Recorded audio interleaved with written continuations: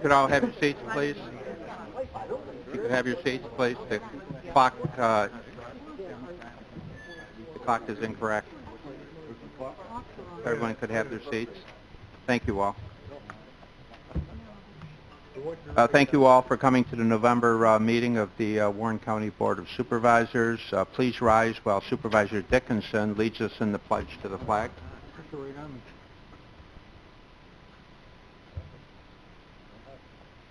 I pledge allegiance to the flag of the United States of America and to the republic for which it stands, one nation, under God, indivisible, with liberty and justice for all.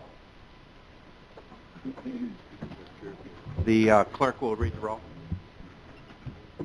Mr. Leggett? Here. Mr. Diamond? Here. Mr. McDevitt? Here. Ms. Bramer? Here. Mr. Loeb? Here. Mr. Driscoll? Here. Mrs. Frazier? Here. Mr. Simpson? Here. Ms. Hogan? Here. Mr. Dickinson? Here. Mr. Merlino? Here. Mr. Strauss? Here. Mr. Wild? Here. Mr. Beatty? Here. Mr. McGowan? Here. Mr. Sokol? Here. Mr. Thomas? Here. Ms. Hyde? Here. Mr. Garrity? Here. Chairman Conover? Here. You should all have received the minutes of our October 18th board meeting. Chair will entertain a motion regarding the minutes. Moved by Supervisor Bramer, second by Supervisor Driscoll. Any comments? There being none, all those in favor of approving the October 18th minutes signify by saying aye. Aye. Opposed? Carried. And now I'd like to turn the meeting over to Chris for Employee of the Month. Chris, the floor is all yours. All right. Come on up here, Chris. Thank you so much for honoring Chris with this. He's a really fine young man. He works over at DSS, of course, in our HEAP unit. HEAP has just started, so he's been quite busy lately. I'll keep this somewhat brief because, you know, he's got to get back to work, and so do I. Anyways, I'll read a couple things here that his supervisors said about him in the last year. Chris is a pleasure to work with. In his rather short time as an examiner, he has great knowledge and experience already in SNAP, TA, and HEAP. He can multitask in each area as well. Another supervisor said, Chris often helps fellow employees and coworkers and represents the agency in a very professional manner. He supports the mission of the agency. I'd like to add that he's a very professional and polite young man. Works hard, he's caring, he's empathetic. He's also very technically adept. He helps out whenever there's you know, some sort of thing going on with someone's computer. Sometimes we don't even have to call IT because Chris is like right there. So it's a really nice thing. He's worked with us since 2014 when he started as a temp. He became permanent in 2016, and this past year he was permanently appointed to be the HEAP social welfare examiner. One last thing I would like to say is that he often gets accolades from the community as well. We've had several phone calls, and I actually got a letter this past year from a client, which is quite short, so I'll read that in closing. This was a letter addressed to his direct supervisor, Mary Claver. Wanted to give a short letter thanking Chris Connell for representing and responding to my emergency oil needs and broken furnace. He returned all my calls within 24 hours, most the same day. I found it easy to reach him even before voicemails. He was very sympathetic and explained clearly everything to process the paperwork. He is the best employee in the front and an employee that deserves praise. He was extremely friendly and professional as well. I highly recommend him for the Most Valued Employee Award, if there is one. I guess that's as good as we can say it. So thank you, Chris, and thank you all for recognizing him.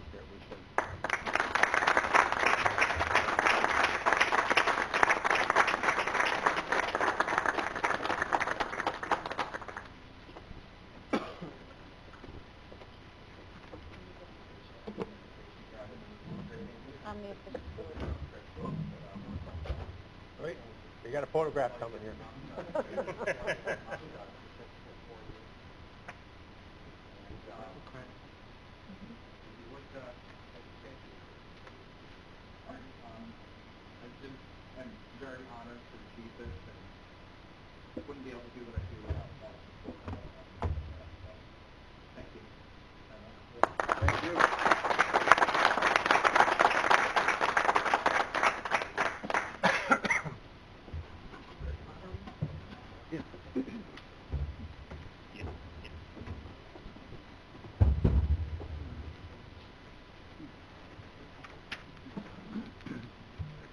At this time, I would like to declare a public hearing open to consider amending and extending the option agreement with the Economic Development Corporation. Ask the clerk to read the notice.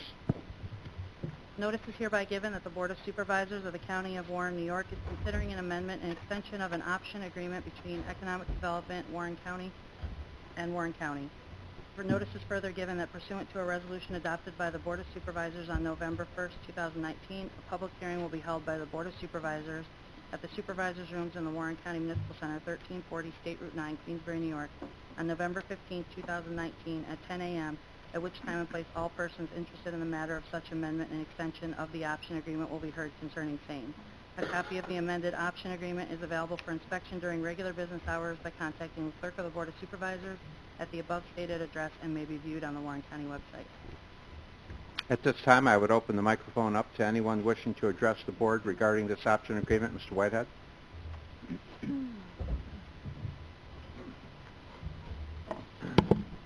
Travis Whitehead.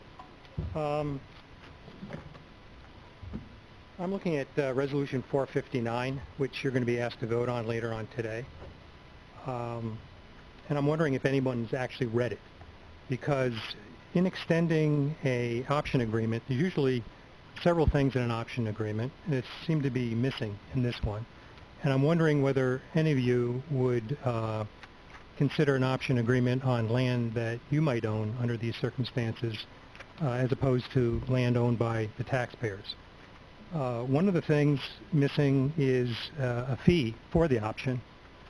You are giving up the right to sell this land for several years. You've given up that right for almost 20 years already, and the option has never been exercised for these 4 lots. It could be exercised today if EDC wanted to, but they have not. And you're going to give them another 2 years that you cannot deal with this property. You cannot sell it, etc. The price, it would seem like an awful big item in an option. There is no price here. Would anybody in this room go ahead and offer to sell a piece of their property for an undetermined price? I hope not, and I hope that you'll think twice before agreeing to this agreement too. In the past, you have offered the land at $1,600 an acre. This is a price that was established back in 2001, and it had to do with the acquisition price of the parcel back then, and before it was improved with hundreds of thousands of dollars worth of roads, sewer, power and light. Over the years, the assessed value of this land has gone up 10, 20, 30 times what it was originally purchased at tax auction back in the late 90s. The county has paid taxes on all these parcels for many years. You are offering today, if they wanted to, on just the first parcel, for example, it's listed there, the EDC could purchase it for $14,480 under the terms of the existing option. It's assessed for about $200,000. It's more than 10 times the price that it's being offered for, and yet over all of these years the EDC has never seen fit to purchase it. I don't know why you would think over the next 2 years they might think that it's a good thing to purchase. You might be asking at this point in time, though, Travis, I mean, what else can we do with it? I mean, we're told that it has problems. There's wetlands, a lot of rock on the area. You know, maybe that should have been thought of before all those hundreds of thousands of dollars, roads, sewer, water was put in there. The street, that subdivision, was named Stone Quarry Road. Might have been a good indication that there was stone there, not only 20 years ago, but probably 2,000 years ago, and is a concern today for anyone purchasing it. But today, you continue to pay taxes, have paid taxes. Again, getting back to that first parcel,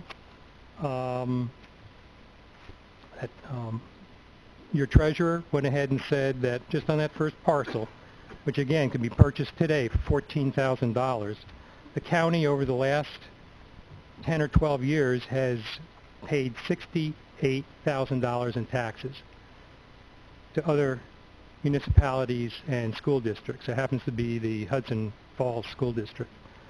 That's just on one parcel, and there's 4 parcels here listed, hundreds of thousands of dollars that you've been paying.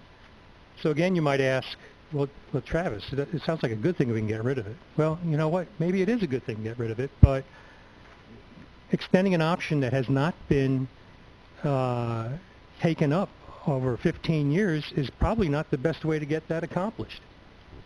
Over the last 15 years, only 3 parcels out of this whole subdivision were ever purchased by EDC, and not a single one has been sold. Not one has been sold to another party for economic development. There was a point where a couple of the lots were sold and then returned. This is Hacker Boat. Hacker Boat looked at it. They said, you know what? These parcels have problems. There's rocks on them. There's, you know, there's wetlands. There's issues, and they backed out. Now we, the county, own land abutting this, which has been attached to the airport. You paid over $10,000 an acre for that land. It also has problems, wetlands, etc. Yet, your new airport manager and your new DPW chief are looking at the possibility of leasing that land out to for solar, and we could get a return on that. I don't know why the same thing could not be done on this land, for instance. In fact, when you listen to what Mr. Hajos has said about the people that have contacted him about solar, their main interest is how close am I to the power lines? How close am I to the substation? Well, the substation happens to be located on these parcels. The transmission line runs through several of these parcels. There is no better location for a large solar field than this particular location. So I think over the next 2 years, rather than giving it up to somebody that may do nothing with it, perhaps you ought to give it up to Mr. DeGraw to help market that. You could put it for public use at that point, which is the way the other lands that you purchased for over $10,000 an acre is under that title, and because of it, you pay no taxes on it. So you could remove the taxes. You could maybe use it as income for the airport. We still lose about $500,000 a year on the airport. Same kind of money we're losing on Westmount, just serving fewer people. And I think it would be good to go ahead and decrease that loss. I believe that leasing this land to a solar company could provide that. And, you know, these are the kind of things that you ought to look at. So when you're asked to vote on this in a few minutes, I would ask that you first read it. And then I would also ask for you to wonder whether or not there might be a better use or a better thing that you can do than just kick this can down the road for another 2 years. I believe the opportunities are there. And, you know, if you think that the Siemens deal was bad, this one is worse. And I know many of you say, well, you know, I was never around for the Siemens deal. Many of you weren't. You're all here today. This is a miserable deal, and you should think twice before you vote for it. Thank you. Thank you. Anyone else from the audience wishing to address the board? Good morning. My name is Ed Bartholomew, President and CEO of Economic Development Corporation of Warren County. And thank you for this opportunity, and thank you for conducting this public hearing this morning. Number one, I'm glad that Mr. Whitehead has changed his opinion on the Queensbury Business Park in allowing solar. He spoke 3 or 4 years ago relative to that same issue and said that the best use was creation of more jobs and more buildings and not solar. Do you remember that, Travis? No, Travis, no. Please. No, there'll be no response. Right. Please make your issue, but don't personalize. And try to leave people out of it, leave names out I of it. just want to say that what we're attempting to do, the best and possible use of that property, is examination of these 4 parcels, which do have wetlands, which do have some soil issues involved with quarry issues. So we are out right now with Chase & Company that is undertaking an analysis of the wetlands, working with DEC to reflag these particular areas, as well as conducting geotechnical on the site to determine the extent of that. Should that have been done back when they acquired that back in 1995-96? Probably they should have. However, I was not here. Board of Supervisors have changed, and we need to look forward to this. This extension is essentially about an 18-month extension, and we propose going forward here that we would promote these, market these properties, and at the closing, we would share the net proceeds from the sale of these lots with Warren County at a 50-50 range. On page 3 of this, it is outlined specifically as to the extent of what those closing costs, what these other costs would be. I think going forward, EDC of Warren County is committed to look at this property. The property does have developmental constraints on it. There's no question about it. This property was acquired back in the late 90s through a tax sale from Warren County. And over the years, there have been efforts to bring in industry into that particular area. The forecasting has changed somewhat, and more of our business activities and actions are looking for rehabilitation of buildings due to the high cost of construction. So it may be conceivable at some point solar might be a option. Also, other uses may be available on that piece of property. So we're here to explore those particular areas. And after the reports that will be due early next year, we'll make a decision one way or the other and inform Warren County if we're going to exercise that option. I don't expect that this is going to take 18 months for that to occur. And we'll either go forward or have our option back is to have the county retain ownership of that particular property. But we appreciate the opportunity to go forward with these 4 acres, which would help the first 4 acres, which EDC owns and has been paying taxes about $15,000, $16,000 a year on currently now. So thank you very much. You're welcome. You're welcome. Anyone else wishing to address the board at this time? Travis, I'm going to give you an opportunity, but please make it brief, and please do not personalize, and please speak to the chair. Thank you. Thank you. I would just like to say that Ed is correct, that when Hacker looked at this and suggested that they would have 60 jobs brought to the area, and then a year or 2 later said, now we changed our mind, we want to put in a solar field instead, I objected to that. I objected because they purchased the land based on 60 jobs, and they bought it at a very low price. So that was my concern at that point in time. Since then, it has become known, better known, that there are issues with that land, and perhaps solar might be a good use for it, if nobody else can use it for that. Thank you, Travis. Yes. The other thing, though, is that to get a 50% split on the profits when your costs are not even considered is something that you ought to question. Second of all, if a realtor came to you and said, I'll take a 50% commission, you'd laugh them right out of here. Now, maybe you ought to, if you want to get rid of this thing and not be tied to this for 2 years, is to talk to a commercial realtor. Thank you. You're welcome. Welcome. Always speak to the chair. Always speak to the issue. Never personalize or attack, ever. If you want to know the basis for that, you can check Robert's Rules of Order. Thank you. Ryan. If I could just clarify, Mr. Whitehead mentioned resolution, I think, was it 459? 472. 472. Yeah, it is resolution 472. We've already voted on resolution 459. That was the resolution to set this public hearing.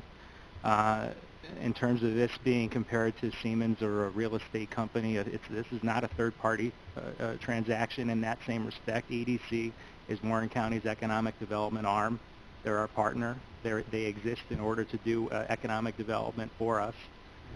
Number three, this is not a 2-year deal. It's an 18-month extension. This is also not giving EDC anything. The purchase price is still in existence. And I do urge you to read the resolution because the resolved paragraph says that this is an amendment to the existing contract. The existing contract provisions that are not addressed in this amendment are still in effect. I would urge you all to read that, including those who would speak to you about these resolutions. Right. Let's continue. Public hearing. Anyone else wishing to address the board at this time? There being no one, I will close the public hearing. Thank you, everyone. I'll now open the public hearing regarding the Warren County Sewer District assessment roll. Clerk will please read the notice. The Warren County Sewer District Industrial Park has completed its annual assessment of the cost of the increase and improvement of facilities apportioned to the Warren County Sewer District by reason of the intermunicipal agreement for South Queensbury Avenue Sanitary Sewer District. A benefit to tax roll for 2020 has been completed showing the annual assessment of the lots and parcels of land in the Warren County Sewer District in proportion to the benefit with each lot or parcel will derive therefrom. The assessment roll describes each lot or parcel of land in such a manner that it may be ascertained and identified, and shows the name or names of the reputed owner or owners thereof, together with the aggregate amount of the assessment levied upon each lot or parcel of land. A copy of the assessment roll is available for inspection during regular business hours by contacting the Clerk of the Board of Supervisors at the below stated address and may be viewed on the Warren County website. Pursuant to Resolution Number 453 of 2019, adopted by the Board of Supervisors, a public hearing will be held by the Warren County Board of Supervisors at the Board of Supervisors Meeting Room in the Warren County Municipal Center, 1340 State Route 9, Queensbury, New York, on the 15th day of November, 2019 at 10 a.m., at which time and place said Board of Supervisors will hear and consider any objections that may be made to the assessment roll. Is there anyone in the audience wishing to address the board regarding this matter? There being no one, I'll close the public hearing. I'll now declare open the public hearing on the 2020 tentative Warren County budget and request the clerk to read the notice. Notice is hereby given that the Board Budget Officer of the Warren County of Warren has prepared and filed a proposed budget for the fiscal year 2020, and that the Board of Supervisors will meet in the Supervisors Room at the Warren County Municipal Center on the 15th day of November 2019 at 10 a.m. for the purpose of holding a public hearing on the tentative budget of the County of Warren for the fiscal year beginning January 1, 2020, and that at such hearing any person may be heard in favor of or against the tentative budget as compiled, or for or against any items contained therein. Copies of said tentative budget are available at the Office of the Clerk of the Board of Supervisors in the Warren County Municipal Center, where they may be inspected or procured by any interested person during regular business hours and may be viewed on the Warren County website. Pursuant to Section 359 of County Law, the maximum salaries that may be fixed and payable during the fiscal year 2020 to members of the Board of Supervisors and to the chairman thereof are hereby specified as follows. Members of the Board of Supervisors, $18,267 each. Chairman of the Board of Supervisors, $22,654. Further notice is hereby given that the following is a summary of the tentative budget of Warren County for the fiscal year beginning January 1, 2020. Gross appropriations of $161,009,910, less the amount of $115,652,207, which is comprised of estimated revenues excluding sales tax credit and appropriated surplus, leaving a balance of $45,357,703 to be raised by taxation. Is there anyone in the audience wishing to address the board regarding the 2020 Warren County budget? Yes, sir. Morning. If you could state your name, please, and address. John Carney, resident of the town of Lake George. Mm-hmm. I feel a little bit like Don Quixote, tilting at windmills when I come here to talk about inequities of taxation. I do oppose the budget. I would ask you to revisit it. According to the resolution that I read, the town of Lake George is going to get hit with a 3.8% tax increase. I believe that's a correct number, according to the paper. That sound right? Sounds Actually, let's go with it anyway. That's over twice the rate of inflation. I also realize that over the years, this particular body, and I don't mean anybody individual, over the many years, they look at the town of Lake George as a cash cow because everybody that lives in the town of Lake George is a multimillionaire. Well, I'm here to tell you it ain't so. There are some very well-to-do people that have property up in Lake George, but there's a whole lot of us that are not. We're just average people. We got there through various means. Some of us a lifetime of hard work, myself. Some of us through inheritance. You see a lot of for sale signs going up. It's a problem. Taxation is a problem, and it's based on, everywhere, it's based on assessment. All right? Assessor comes in and says, okay, your property's worth $1 million, it's worth $2 million. Great. Only if you sell it. When you're living there, it isn't worth that. It isn't worth anything. It's an expense. It only becomes worth something if it is put on the market and sold. Maybe that's when the taxation should occur, at the time, based on profit, based on increase in inflation, whatever it happens to be. I have a copy of my tax bill, which anybody can look up. I know there's a particular gentleman here that I showed it to. He thought I was crazy until he looked it up. Hello, Peter.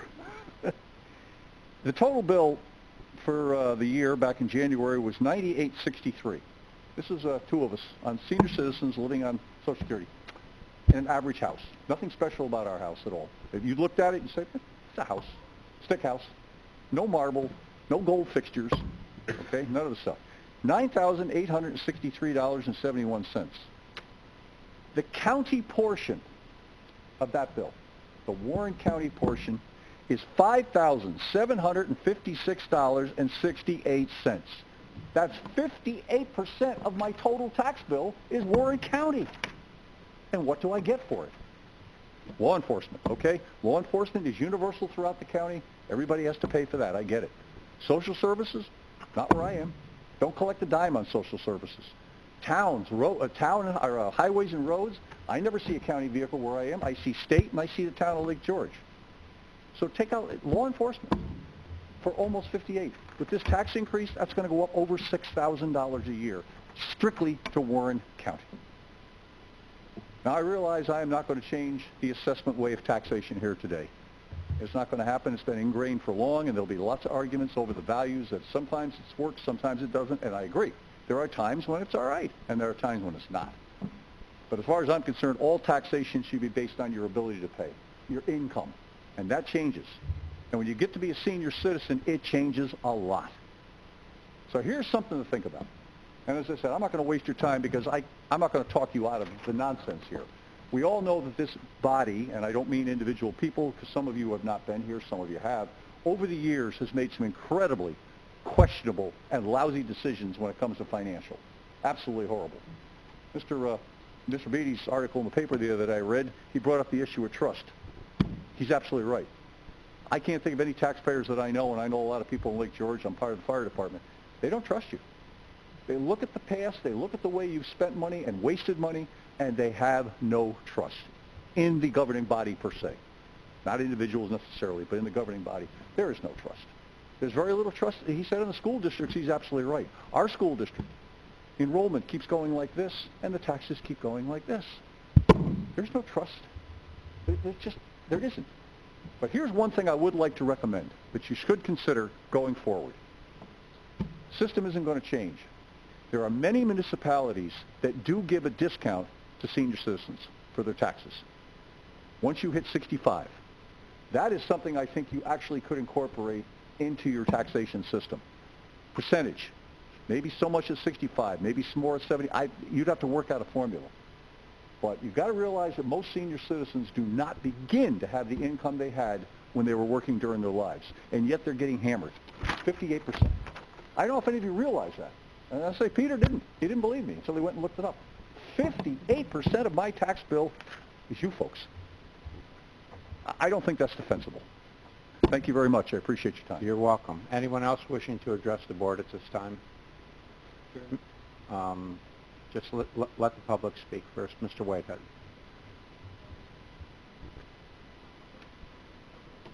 I have to agree wholeheartedly with the last speaker. But I do want to make mention that, at least in my town, we do get a discount, a senior discount. I can tell you that for a fact because I'm a senior. And when I went to see the assessor a year or so ago, as I was approaching my 65th birthday, I was hoping to get an increase in my star, basic star, and I knew I would. But that's a trivial amount. And so I brought my 1040 in, and she said, boy, have I got some good news for you.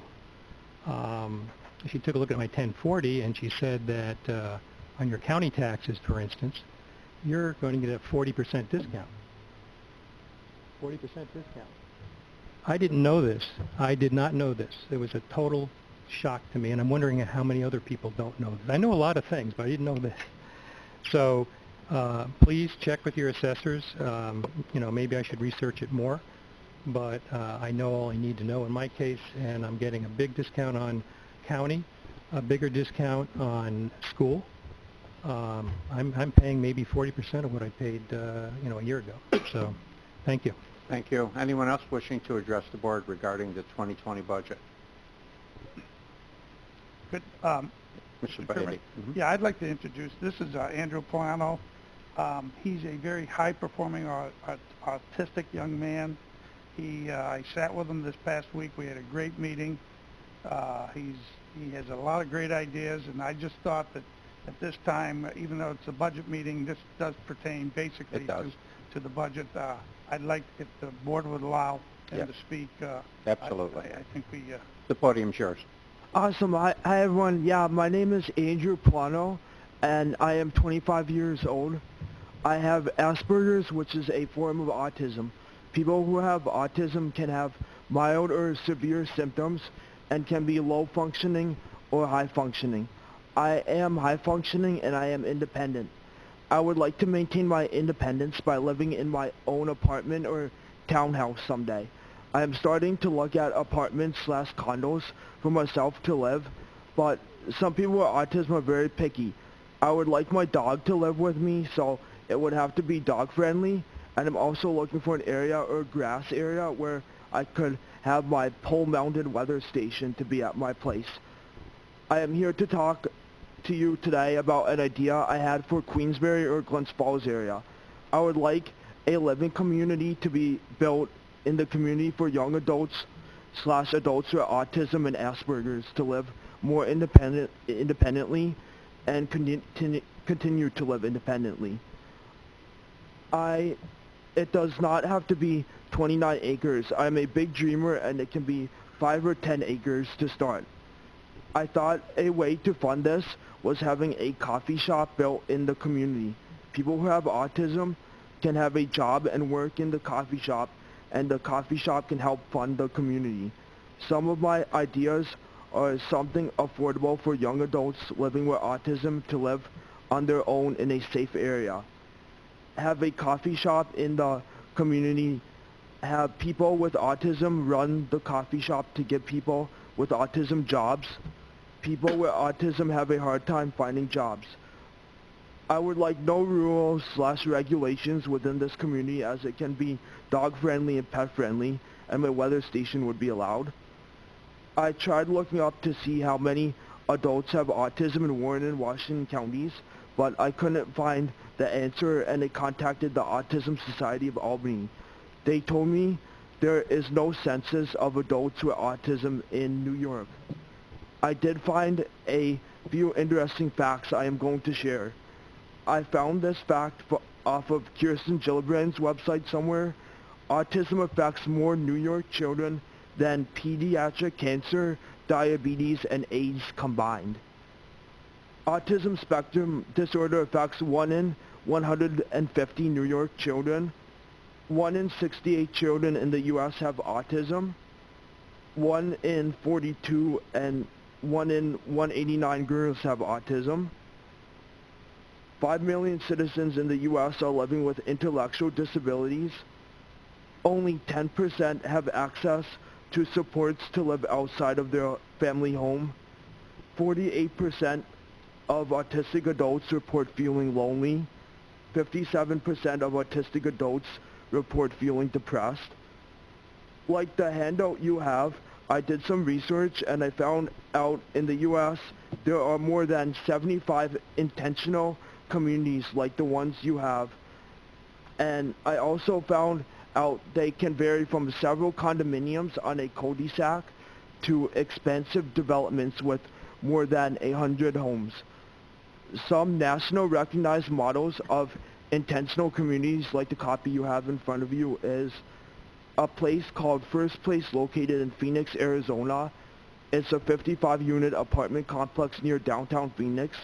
And another example I found, Sweetwater Spectrum in Sonoma, California, made up of several 4-bedroom homes in the community. It has a community center with a kitchen, exercise room, media room, expansive outdoor garden, library, and outdoor pool. All in all, I have many friends in the area that are high functioning like me that have also expressed interest to me in the community like this in town. Some of them are also really fancy. In my vision, it does not have to be really fancy like some of them are. I just want to see like a few homes or something for people with a few community homes for people with autism in the area, in like Queensbury or Glens Falls be built. Just a safe environment, me and adults like me who have autism live independently and maintain their independence with no rules. And I also know many people who are on the low end and whose parents would like them to live on their own someday, with supports and housing like this would also be good for that. I am living proof today, and I want others with autism to be living proof just like me. Thank you. And thank you. for letting me speak, Doug. Thank you, and For thank you coming for in. being here. Anyone else wishing to address the board? There being no one, I will close the public hearing. We do have a budget proposal, so anyone wishing to speak, that would be the time. Dennis, anyone wishing to speak regarding the 2020 budget, the time to do that would be when the resolution is being considered. Mr. Dickinson? I'd just like to respond to Mr. Carney without getting into the weeds. And I probably shouldn't say this, but I'm going to say it anyway. The reason his county tax went up is the town board, over my objections, took the $100,000 out of the county budget that we normally leave there. So it left the county no alternative but to raise your taxes to cover that $100,000, John. And obviously we put it in the budget and tried to maintain our town tax rate. Anything further, Dennis? The time to do that would be when the resolutions are being considered. So I've closed the public hearing on the 2020 budget. Now we'll move on to report of the chairman. It's a very busy month with committee meetings on October 21, Economic Development, Health and Human Services, Public Works on October 22nd, County Facilities, Tax, Criminal Justice, October 28th, Environmental Concerns and Real Property. On October 29th, I attended a forum in the town of Lake George. It was the Assembly Minority Task Force on Water. It was very interesting, chaired by Assemblyman Steck. It was a very interesting session. A number of speakers presented at that gathering, and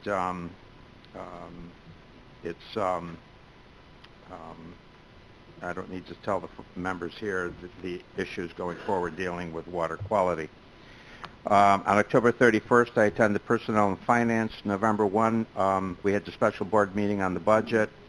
Frank, thank you very much for all of your efforts. Ryan and the staff, once again, just a superior job in the preparation of the budget.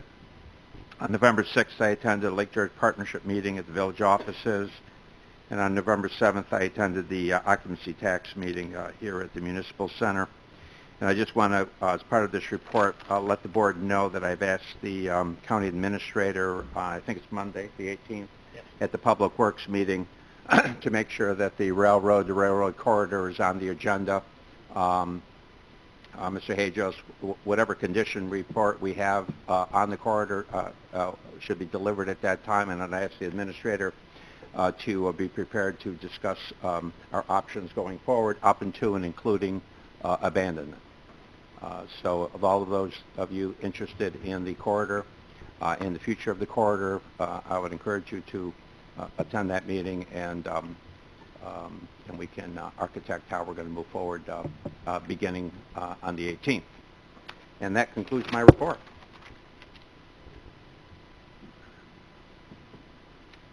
Report of the committee chairman, Supervisor Dickinson. Oh, boy. OCTAX met this month. We have one resolution in front of you. It's for funding for the Chris Kindle Mart. That's the pre-Christmas venue that we have under the tent in December. It was a tremendous success last year, and they've come back. They're hoping to expand it, and I'm looking forward to it. And then I'd like to make one other comment. At that meeting, sorry Mike isn't here, Treasurer Swan, on an aside, went up about occupancy tax budget and indicated that we were in trouble.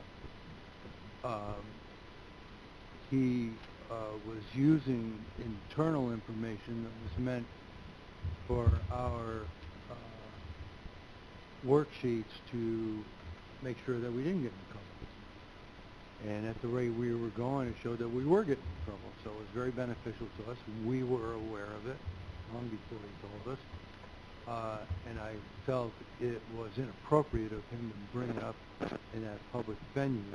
But I just want to assure everyone here and the public that we are on safe ground with occupancy tax. We have made some major changes to occupancy tax in the last few years. We don't have enough occupancy tax for all the programs and things that people want to do. So we have some hard choices ahead of us, but we are not out of money. And certainly won't be while I'm here. So thank you for your time. That's my report. Oh, thank you. Supervisor Merlino. Thank you, Mr. Chairman. Tourism letter was sent out to all the supervisors. You all should have received it. General information. A German tour operated, a FAM tour, was here in October, coordinated by I Love New York. Tanya from Group Sales took all these people around to Sagamore, Prospect Mountain, Factory Outlet, and a few other places to show them what we had in our county to offer. The Factory Outlet shopping video is now being promoted for the holiday season. Tourism is working with Roost up north to promote ski Adirondacks, a campaign designed to bring awareness to the 6 ski mountains in the Adirondacks. And the tourism meeting is scheduled for 11/19. It'll be short. There's only one resolution at the board meeting. Thank you. You're welcome. Supervisor Stroud. No committee report this month. Thank you. Thank you. Supervisor Wild. Thank you, Mr. Chairman. To avoid any controversy this morning, I'm going to yield the floor back. Thank you. Supervisor Beatty. Thank you, Mr. Chairman. Facilities met on October 22nd. There's no resolutions before you. We had some good discussions on Office of Emergency Services. Also, we brought up the fact that the Climate Smart Committee is looking to do, that Mr. Ajo is looking to do an energy audit on the main facility here. So there's nothing earth-shattering in your packet from facilities. At this time, though, I would like to thank Andrew Polano for coming up here. It takes a lot of guts to get up in front of this group, or any group, but especially this group, and speak. And I thought he was very eloquent. He was to the point, and he did his homework. And there are facilities around the United States that help autistic individuals. And I will help champion this year to see if we can look at Warren County in some aspect being one of those counties that actually assist and try to make people more independent. And at this time, I'd like to ask Mr. Moore, if I could, if he did any research on this, because I did run this by Mr. Moore. Were you able to find anything in New York State? I'm aware that there are some counties, Dutchess County is one of them. Their initiative is called Think Differently. I'm not quite sure what the details of that are, but I'd be happy to look into it. I'll call the county executive and see what they're doing. I'd appreciate that, and I think the board probably would support something along those lines, making people, giving them the chance to be more independent. I think it's just one of the things we as a board should do. And taking care of our seniors is right up there with helping individuals who have challenges. So thank you, Mr. Moore. I'll look forward to hearing about that. And again, thank you, Andrew. You're quite the young man. Thank you for coming. Thank you. And Ryan, when you're ready, report that out to the appropriate committee. I will do that. Okay. Supervisor McGowan. Thank you, Mr. Chairman. I do want to thank Andrew for coming up. That was beautiful. It was it touched my heart, and you did your homework, and I'm very proud that you presented that and made us all aware, because you were absolutely right. And I would like to jump on with Doug and help move this forward with our administrator as he brings it out. So thank you again for coming and presenting the facts. Appreciate it. But and even though I visited or went to quite a few committee meetings, I don't have a report, so thank you very much. Thank you, Brett. Supervisor Sokol. Thank you, Mr. Chairman. Finance met on October 31st. Looking for your approvals on resolutions 461, 462, 491 through 512, and 516. Resolutions 495 through 501 are establishing or increasing reserve funding to various projects, buildings, equipment, etc. These total $650,000. They're all very vital and crucial. And this makes perfect sense to do this while we have the resources, so I look for your approval on that. Frank may have a little more to add towards that in his report. Resolutions 505 through 509 are establishing capital projects to repair, rehabilitate, and reconstruct roads and bridges in Warren County. And one final thing, Treasurer is not here today, but if you all looked at your emails, sales tax is up 2.9% over last year's prior total so far, so that's great. And that is my report. Thank you. Thank you. Thank you. I think that was through October. Through October, yes. Through October. Supervisor Thomas. Thank you, Mr. Chairman. The Budget Committee did meet on October 22nd to have their first look at the proposed 2020 budget. We discussed reductions in requested appropriations and increases in revenue, the amount of sales tax that would be included in the 2020 budget, among other things. That was basically what that meeting was about. However, on October 16th, prior to our last board meeting, the Budget Committee also met, and as Supervisor Sokol alluded to, there was resolutions 495 through 501 is 6, I believe, reserves and assigned fund balance accounts proposed to be established, $650,000 from the general fund balance, and there's also another $330,000 within the 2020 budget of funding for these reserves. I guess just to highlight a couple of them, one of them is for SUNY Adirondack to increase our funding of their operating condition over the next couple of years, and also Countryside to help. We had a study done on Countryside to improve the conditions there, the rooms, and et cetera. And this is a start to address that. Also, the feasibility of our capital project list. That's, I think, over $250 million. So it's a small attempt, but it's there nonetheless. And I would encourage your support for these resolutions. Also on November 1st, as you know, we were all here, most of us were here and represented the 2020 budget, and I would ask for your support on that. Thank you, Frank. And once again, great job. Supervisor Hyde. No report. Supervisor Garrity. Yes, personnel also met on Halloween. We have to blaze the trail for the Finance Committee. There's 4 resolutions that our committee approved, and 489 appoints Marcy Flores through our organizational meeting. She's well deserved of this appointment to keep her going. And then 516 deals with compensation, and 518 deals with salaries, and that's it, my report. Thank you. Supervisor Leggett. Thank you, Mr. Chairman. Criminal Justice Public Safety met on October 22nd. There's 9 resolutions before you, numbers 463 through 461. 3 are from Office Emergency Services, 4 from probation, 1 from public defender, and 1 for sheriff. 7 are regarding agreements, 1's for an MOU with Warren County Employment and Training, and 1's a grant application for pre-disaster mitigation. We also, at our criminal justice meeting, set up a subcommittee that was Supervisors Bramer, Hogan, McGowan, and Driscoll, along with County Administrator Moore, to look into the bail reform issue. And before you today is proposed floor resolution number 1. I'm sure we'll have a discussion on this later, but I want to thank everybody for their work on it. And I'd also like to thank Office of Emergency Services, Amy Hirsch, for all the work that she has done with the towns for the storm recovery after the Halloween storm. Thank you very much. Absolutely.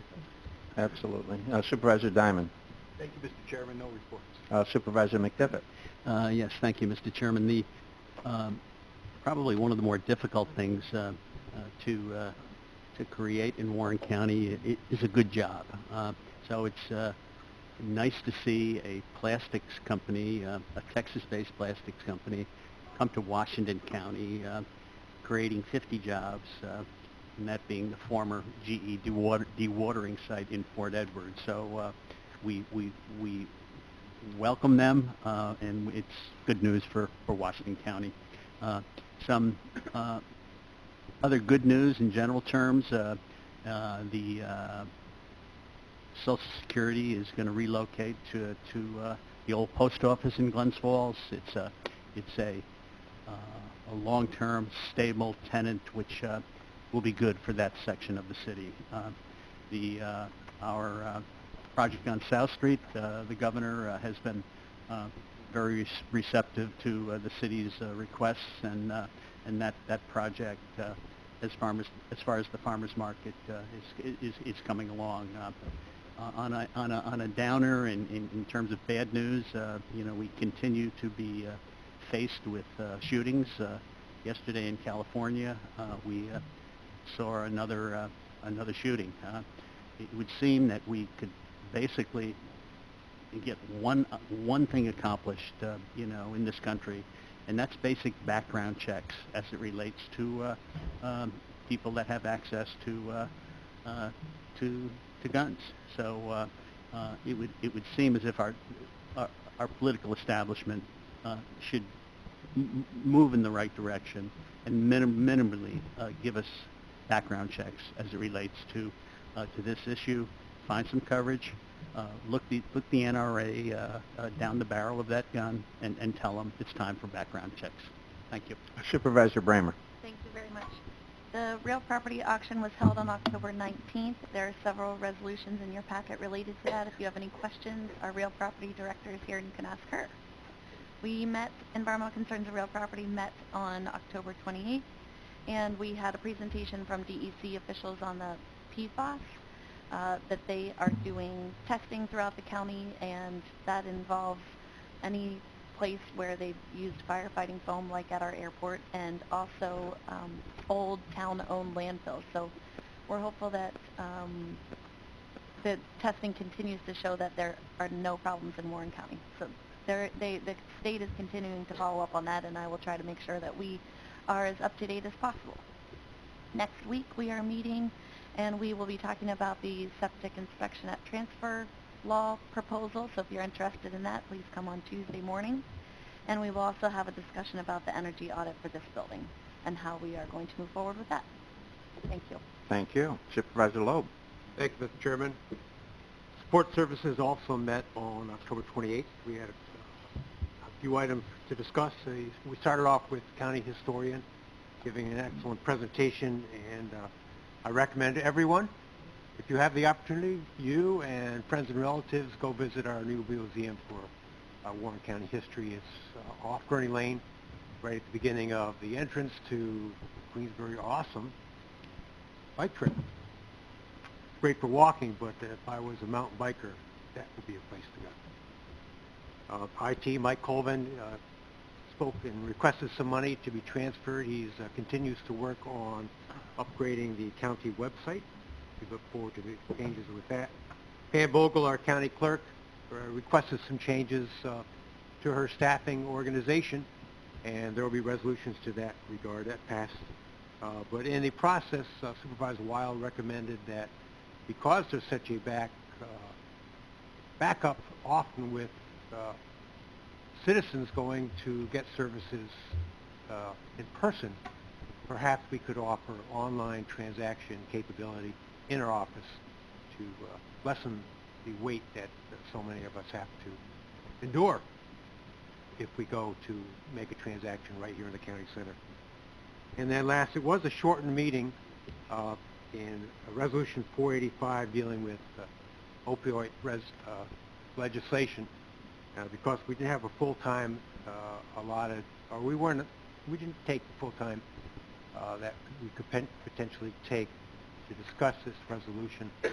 I've asked Mary, our county attorney, to further explain the issues surrounding this Resolution 485.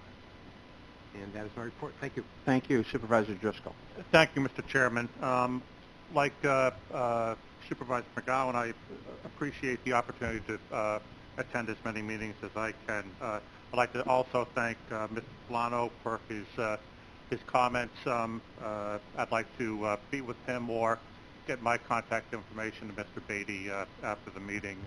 The good news is that there are opportunities available. The laws regarding pets in apartments are a lot more open today than they have been in the past. This is the time of this season of giving. I'd like to thank our Veteran Services for all of the different programs that they've done recently for veterans as well as active service personnel. Our county also has a proud history of identifying and sponsoring a number of low and fixed income families and individuals of all ages with giving programs, and I appreciate their continuing to do those. There's a lot of people in our county who don't need a handout, but they do need a hand up, and I appreciate everything that all county employees do on that behalf. Thank you. You're welcome. You're welcome. Supervisor Frazier, it's good to see you here. Good to be here. Thank you, Mr. Chairman. Health, Human, and Social Services met on October the 21st. We only had reports from Social Services and Public Health, so we only have 2 resolutions this month. Resolution 478 from Social Services, accepting a donation from the Warren County Children's Committee for monies to be used toward foster care services, and authorizing the chairman to send a letter of appreciation. 479 is for Public Health. It's authorizing a contract with a certified coding and OASIS vendor to be determined to provide services which will be used by the home care agency within the Health Services Division. So those are our only 2 resolutions. But I too would like to thank Amy Hirsch and Kevin Hagels with the Department of Public Works. They have really worked with us very closely, and we appreciate all the attention that they've given considering the circumstances we were in. So thank you. Thank you. Supervisor Simpson. Thank you, Mr. Chairman. DPW did meet October 21st, and we have 3 resolutions. The first one, 481, is authorizing an agreement with wood waste reduction services to provide waste wood reduction at various sites in Warren County. 482 is an agreement with Warrensburg Collision Care for auto body repair services for the Department of Public Works. And 483 is authorizing an agreement with the Thurman Connection Snowmobile Club to allow snowmobiles on the county railroad right-of-way in the town of Stony Creek and the town of Thurman. And also, I'd like to echo the sentiments expressed by Supervisor Leggett and Frazier. Thanks to Amy Drexel and her department, and also to all the town highway superintendents and their employees, because I'll tell you, it was a mess. And these guys did the job. I know I had 8 roads that were severely damaged, and it went smoothly, and we just dealt with it. And I know that all the other, what makes it happen is our employees that are out there working, and they need to know that they're appreciated, along with the county and the county employees also. Thank you. Thank you. And just let me say to you and to your committee and your subcommittees on that were involved with vetting of interest in the railroad and negotiations, that I think that you've done just a superior job to this point in time, and I have every confidence that that the committee and the participants in the process will continue to do just a wonderful job in guiding us forward as it relates to the corridor. Thank you. Supervisor Hogan. Thank you, Mr. Chairman. Another productive month for Cornell Cooperative Extension. Their annual report and program guide is in your file here, so enjoy. They conducted games of logging 1 and 2 this past month, as well as several chainsaw safety classes. And the utilities are being connected to the training center as we speak. Very exciting. I'd like to echo the thanks to our emergency services and DPW. With over 41 roads in the town of Johnsburg sustaining some damage, that's a little bit over a third of our roads. Our highway guys, as they are in all of our towns, are heroes, and with a lot of help from the county, we're going to dig back out. It's going to be a long process. Thank you. Thank you very much.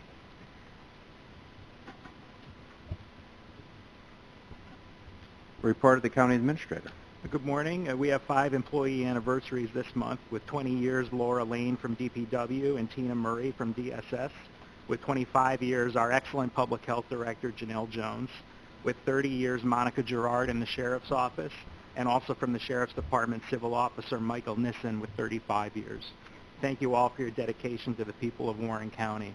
Just wanted to touch back on 2 points made earlier. The first on the OCTAX. I met with Supervisor Dickinson, and I'm confident that we have a good plan going forward. We do project this out 5 years.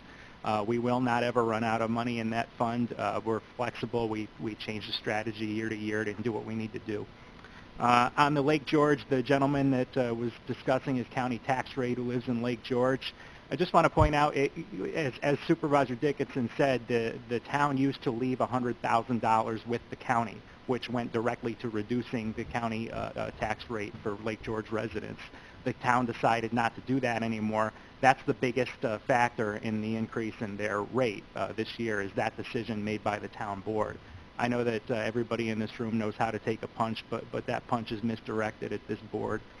Even if the town did not do that, because of the equalization rate in Lake George dropping 1 point, and because Lake George has grown by a little over 2% as opposed to the rest of the county growing about 1.5%, even if this board reduced the tax levy, that rate likely would have gone up for the town residents. I just wanted to make that point. We have 2 late resolutions this month. The second, Floor Resolution 2, is being requested by County Treasurer Mike Swan. Mike is on the West Coast today. Otherwise, I'm sure he'd like to be here because it's great news. This resolution will allow the refinancing of all of our 2009 bonds, which are the highest interest bonds at the moment, and they're also taxable. In doing the refinance, we're going to tax-exempt bonds. These were 25-year bonds, and they were largely for the construction of the Human Services Building. The principal remaining on these bonds is $13,335,000, and combined with the interest, we would spend about $21.7 million under the current financing over the next 15 years. With the new rate, which will be at prevailing AA rates plus 25 basis points, we would pay an estimated $3.4 million less from now through 2034, and that translates into a present value savings of $2.9 million. This resolution needs to be brought to the floor, and it'll require 2/3 support from the Board of Supervisors. This past month has been very busy for me between budget and the storm and CSEA negotiations, but I'd like to dispense with my typical review of those meetings because the first late resolution, floor resolution number 1, is long, and I'm going to read it out loud because the subject matter is bail and discovery reform. It's probably the most important issue being discussed statewide right now. And I do want to thank Criminal Justice Chair Craig Leggett and the department heads and supervisors on the subcommittee who helped to write this resolution, Supervisors Bramer, Driscoll, Hogan, and McGowan. So this is the resolution as it stands. The title is Imploring the State of New York to immediately amend or delay implementation of bail and discovery reform laws that will endanger the people of New York and reverse decades of bipartisan progress in reducing crime. Whereas protecting people from harm by enforcing the rule of law is the foundational role of government, and whereas county governments are vested by the state of New York with the responsibility to protect the most vulnerable among us, including the socioeconomically disadvantaged, the disabled, the elderly, and children, and whereas no group is more vulnerable than the victims of crime, and a just society demands that crime victims should be recognized as key participants within the criminal justice system and be treated with dignity, fairness, and respect. And whereas for the past 25 years, the state of New York has committed itself to reducing crime and has succeeded, as evidenced by official U.S. Department of Justice uniform crime reporting statistics showing that New York transformed from the second most dangerous state in America in the early 1990s to the safest large state in America by the early 2000s. And whereas in the final stages of adopting its fiscal year 2020 budget, the state of New York enacted sweeping criminal justice reforms, including the elimination of cash bail for many specific enumerated crimes and the imposition of stringent discovery mandates on police and prosecutors. And whereas under bail reform, beginning January 1st, 2020, judges will be stripped of their discretion to set bail for many specific enumerated crimes, which means that those suspected of committing these crimes can no longer be held in jail after their arrest, regardless of the strength of the case against these defendants, or the length of the potential sentence faced by these defendants, or the extent of the harm allegedly caused by these defendants. And instead, these defendants will be released back into the general public. And whereas these crimes include those that result in the deaths of innocent people, including several subcategories of homicide and manslaughter, resulting in those responsible for these deaths being released back into the community of grieving families. And whereas these crimes include making a terroristic threat and money laundering in support of terrorism in the 3rd and 4th degree, resulting in those alleged to have supported terrorism in this manner or who have threatened to commit acts of terrorism being released immediately from police custody. And whereas these crimes include promoting an obscene sexual performance by a child, possessing an obscene sexual performance by a child, failure to register as a sex offender, and patronizing a person for prostitution in a school zone, resulting in suspected child predators being released and returning into our community. And whereas these crimes include aggravated assault upon a person less than 11 years old, reckless assault of a child by a daycare provider, criminal sale of a controlled substance to a child, abandonment of a child, and criminal possession of a weapon on school grounds, resulting in those suspected to have physically harmed or endangered children in this manner being freed from custody. And whereas these crimes include female genital mutilation, stalking in the 2nd degree, and aggravated harassment, resulting in those suspected of violating victims in this manner being returned to the community of those victims. And whereas these crimes include endangering the welfare of a vulnerable elderly person or an incompetent or physically disabled person, resulting in the potential for further endangerment of seniors and these defenseless individuals. And whereas these crimes include aggravated cruelty to animals, torturing animals and injuring animals, resulting in the immediate release of those suspected of deliberately injuring, torturing, and killing animals. And whereas these crimes include assault in the 3rd degree, aggravated vehicular assault, and other crimes of physical violence against people.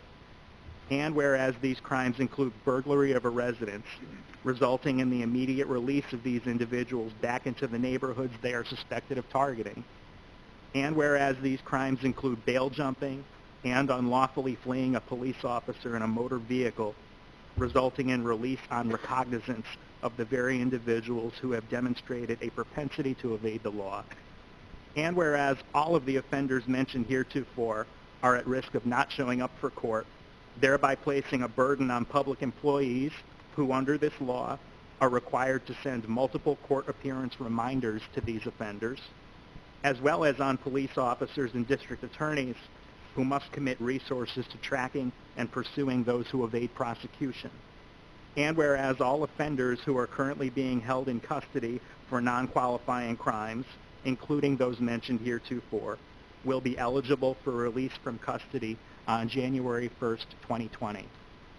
And whereas the discovery mandates imposed by the state of New York will require police and district attorneys, beginning January 1st, 2020, to turn over voluminous trial-related materials to defense attorneys within 15 days, creating a mandate that will inevitably not be achieved in some cases and may result in the inability of the people to properly prosecute cases against criminal defendants.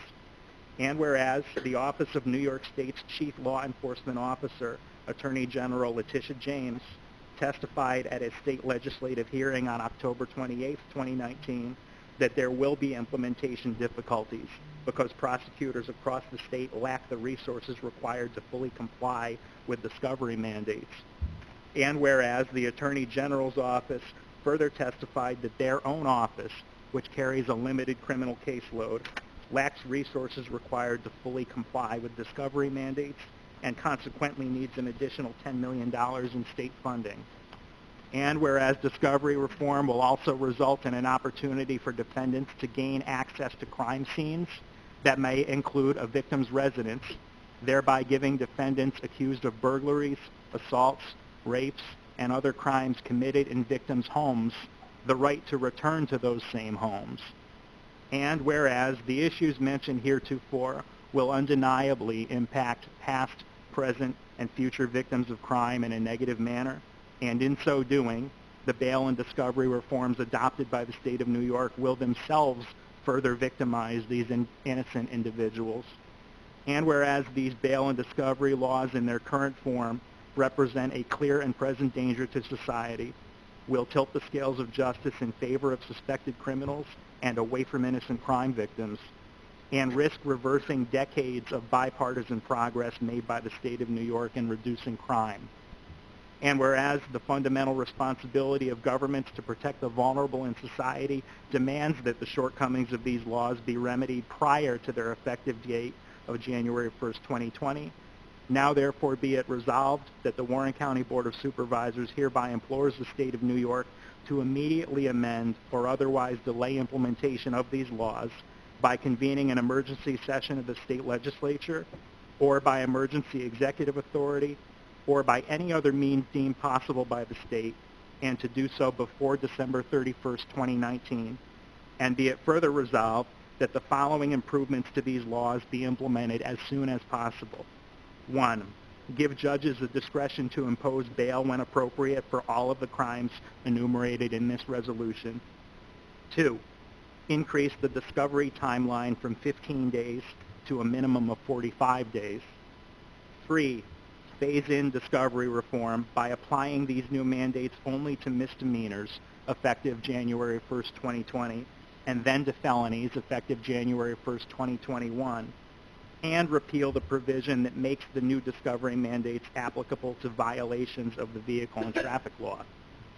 4, require that court appearance reminders are sent not only to defendants, but also to the victims of their crimes. And 5, extend appropriate dignity, fairness, and respect to crime victims by soliciting input from these victim advocate organizations and considering their suggestions for improving these laws.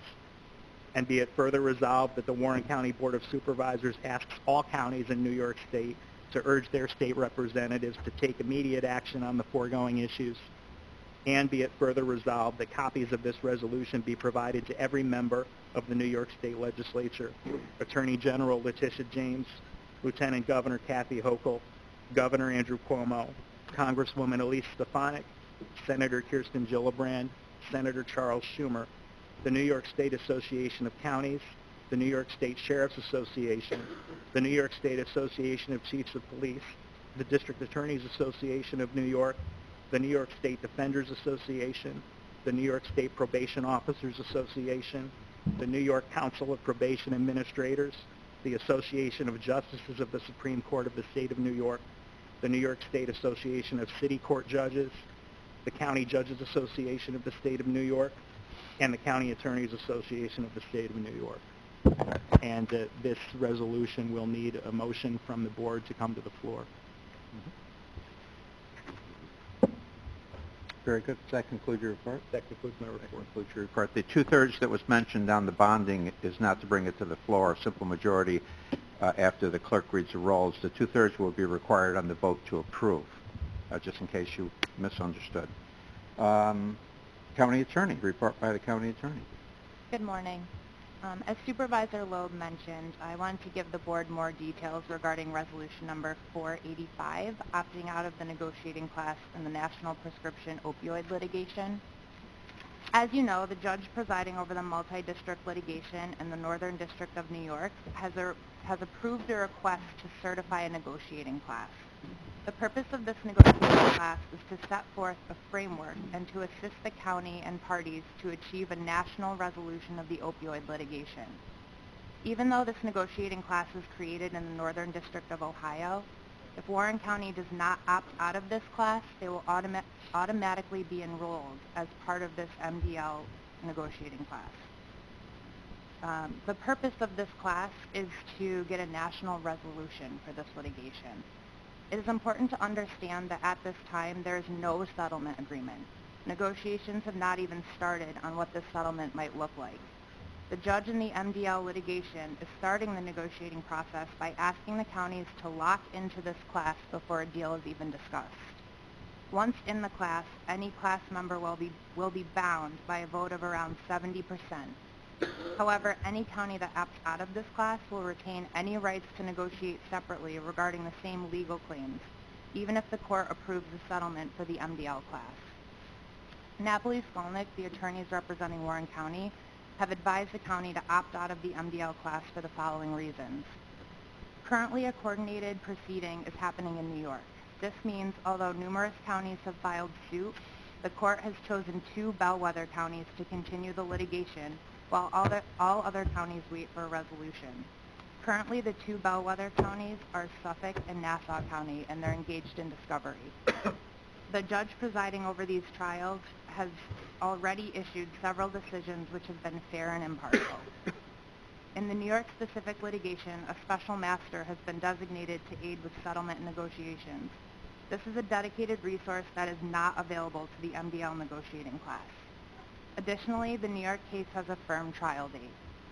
The New York cases have already been coordinated, which means any party still active in the New York litigation will not be bound by a national agreement, but will have the ability to vote on any settlement that is specific to New York.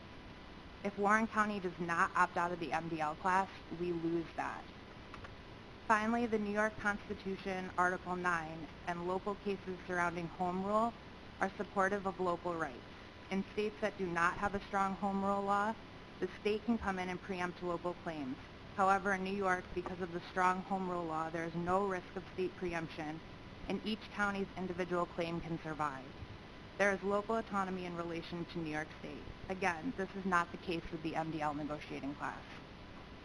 For the foregoing reasons, Napoli Skolnick has recommended that Warren County opt out of the MDL negotiating class, which is the outcome that will be achieved if this board passes Resolution 485 today. If you would like further specifics regarding this information, I would invite questions in an executive session. Ready. We'll entertain that possibility and any discussion when we bring it and make this part of our agenda, which will happen here in just but a few seconds. Does that conclude your report, ma'am? No. Okay. The second issue I wanted to discuss with the board is that yesterday, November 14th, Attorney Daniel Vincelette filed a summons and complaint naming as defendants Warren County, the Warren County Board of Supervisors, me, Kevin Hajos, Don DeGraw, Ross Dewberry, and Jeff Tennyson. Mr. Vincelette has accused the county of breach of contract, breach of implied covenant of good faith and fair dealing, tortious interference with a contract, fraud, unjust enrichment, and quantum merit. I want to be very clear about this. As your legal counsel, I feel this complaint has no merit, and I feel this way for the following reasons. In Mr. Vincelette's January 20th, 2016 retainer letter, Mr. Vincelette wrote, "This fee will include all aspects of the eminent domain proceeding," and I quote, "from conference and negotiations to motion practice and trial."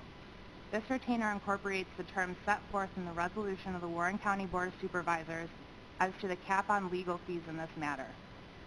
Additionally, the service provider agreement, which was signed by both Mr. Vincelette and the county, incorporated this January 20th, 2016 retainer letter and further clarified the county shall pay the provider a sum not to exceed $20,000, with this amount to be inclusive of subcontracting with Thurston, Casale, and Ryan for an appraisal report in an amount not to exceed $5,000.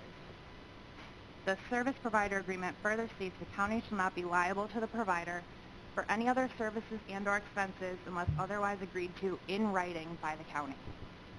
Finally, Resolution Number 671 of 2015, which Mr. Vincelette references in his retainer letter, also states an amount not to exceed, with this amount to be inclusive of the subcontracting with Thurston, Casale, and Ryan for an appraisal report, again, not to exceed $5,000. The resolution goes on to further say that the not to exceed amount cannot be increased without further resolution from the Board of Supervisors. If you remember, Mr. Vincelette exceeded this not to exceed amount before he went to trial in April of 2018. At no point before this trial did he come to any committee and requested an increase in his not to exceed amount. Instead, Mr. Vincelette came to the June 2018 committee meeting after his presence was requested by this board. In light of the facts I've just explained, it is our plan to make a motion to dismiss before we even answer this complaint, unless I hear differently from this board. Thank you. Reading of communications. The only communication we have this month is the Capital District Regional Off-Track Betting Corp. September payment in the amount of $3,075. Reading of resolutions. Proposed resolution numbers 461 through 518 were mailed to the members of the Board of Supervisors and posted to the Warren County website last week. Resolution number 499 was amended after mailing and emailed to the board yesterday. Copies of the amended resolution are in your folders. Motion is needed to approve the amendments to resolution number 499 as provided. Supervisor Dickinson, Supervisor Simpson on the amendment. Any questions?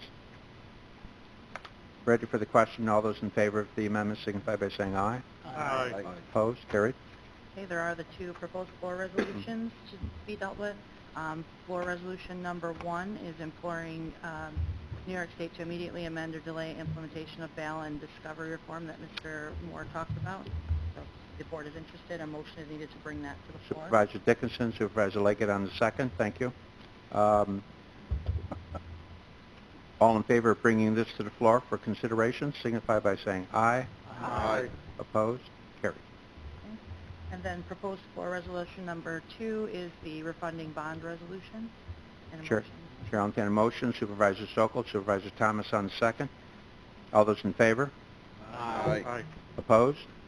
Carried. Okay. That will require a two-thirds vote for approval. There'll be a roll call on that, correct? Yes, so floor resolution number 1 is now resolution number 519, and floor resolution number 2 is now 520, and 520 will require a roll call.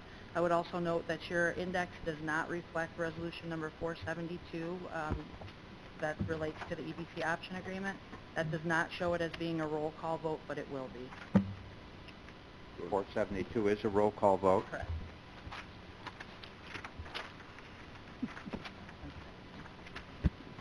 And 520. What number? 72?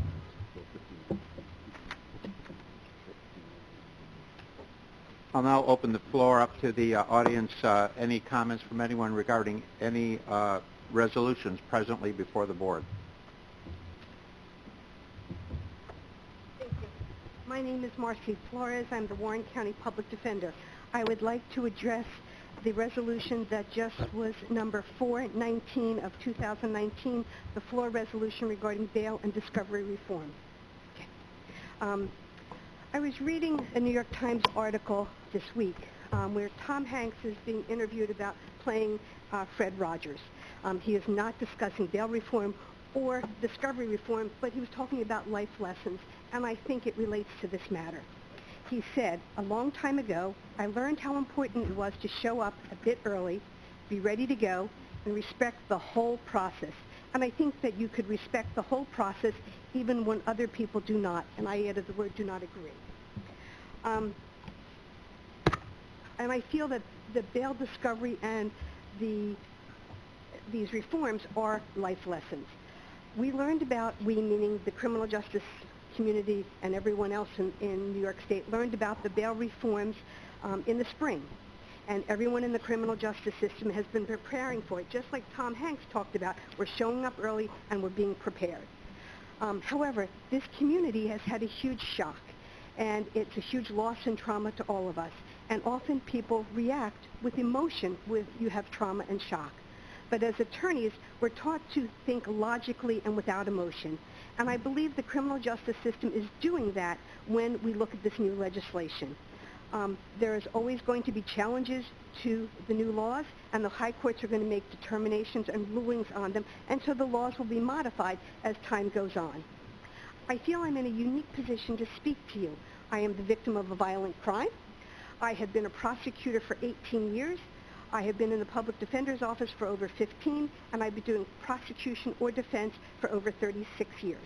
So I feel that I have some knowledge in this field for you, okay? I have never drafted legislation, but I have always had to deal with the result of legislation. In the 80s, DWI cases were being dismissed due to the sufficiency of the accusatory instruments.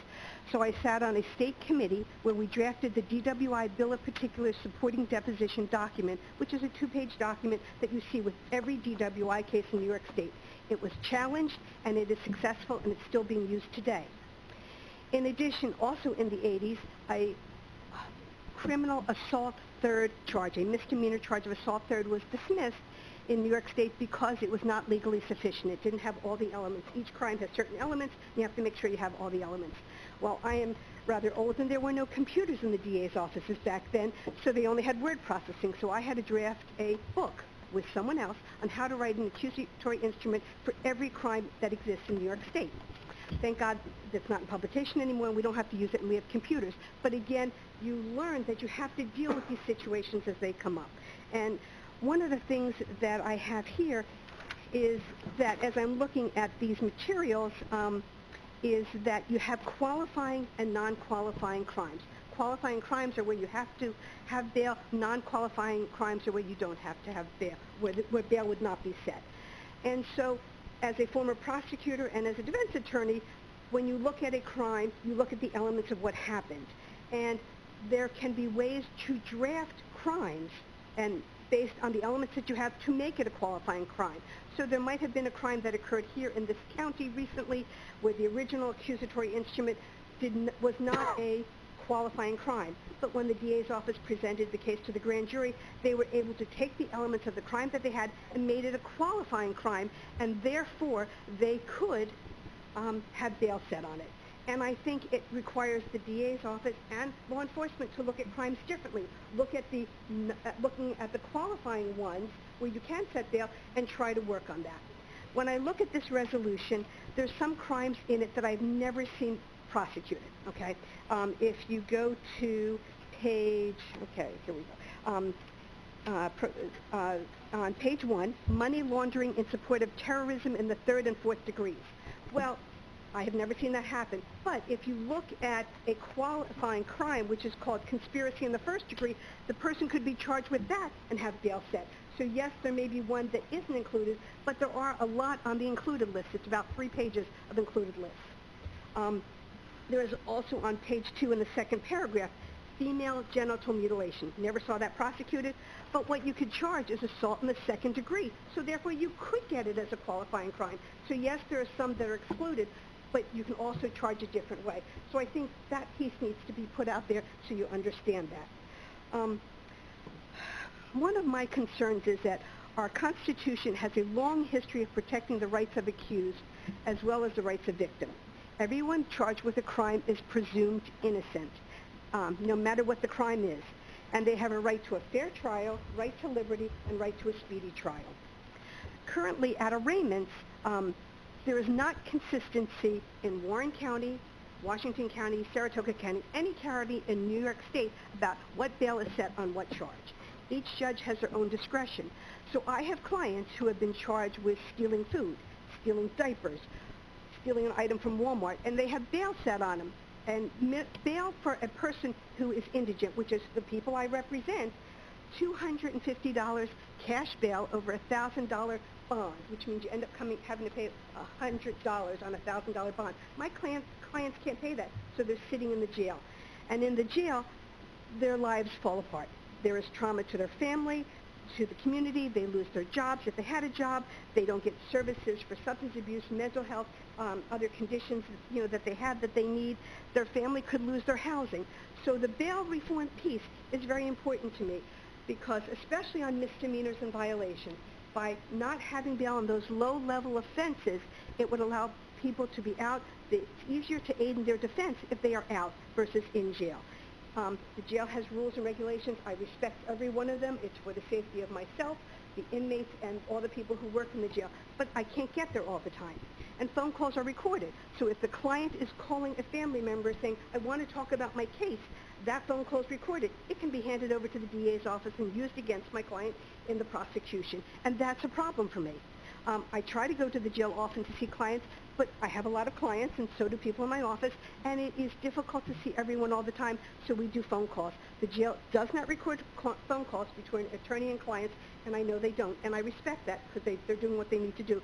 But there's problems as a result of having clients in custody on low-level charges. According to the Chief Defenders Association, that in between 2007 and 2008, the Warren County unsentenced jail population, people not sentenced, increased 20%. And so that's a problem for me. My clients are presumed innocent and they can't afford bail, and like I said, it affects all their families. I've cut this down a lot.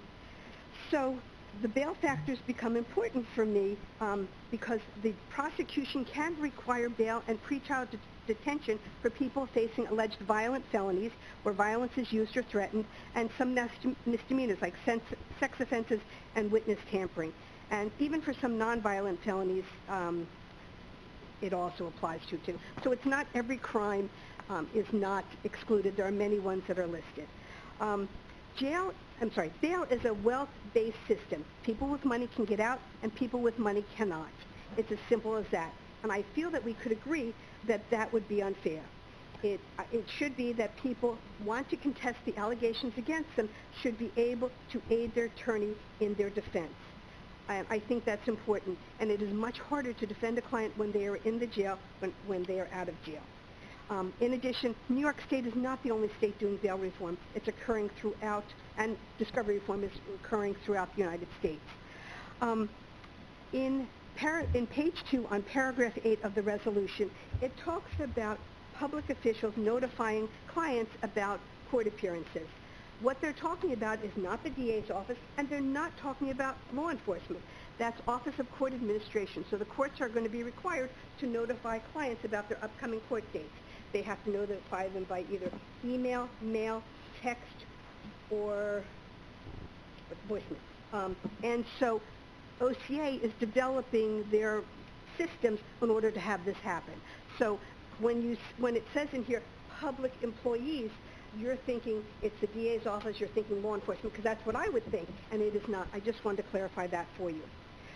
Discovery reform is also very important. The only thing I can ask for in a criminal case is to have a fair playing field. That's all I'm asking for.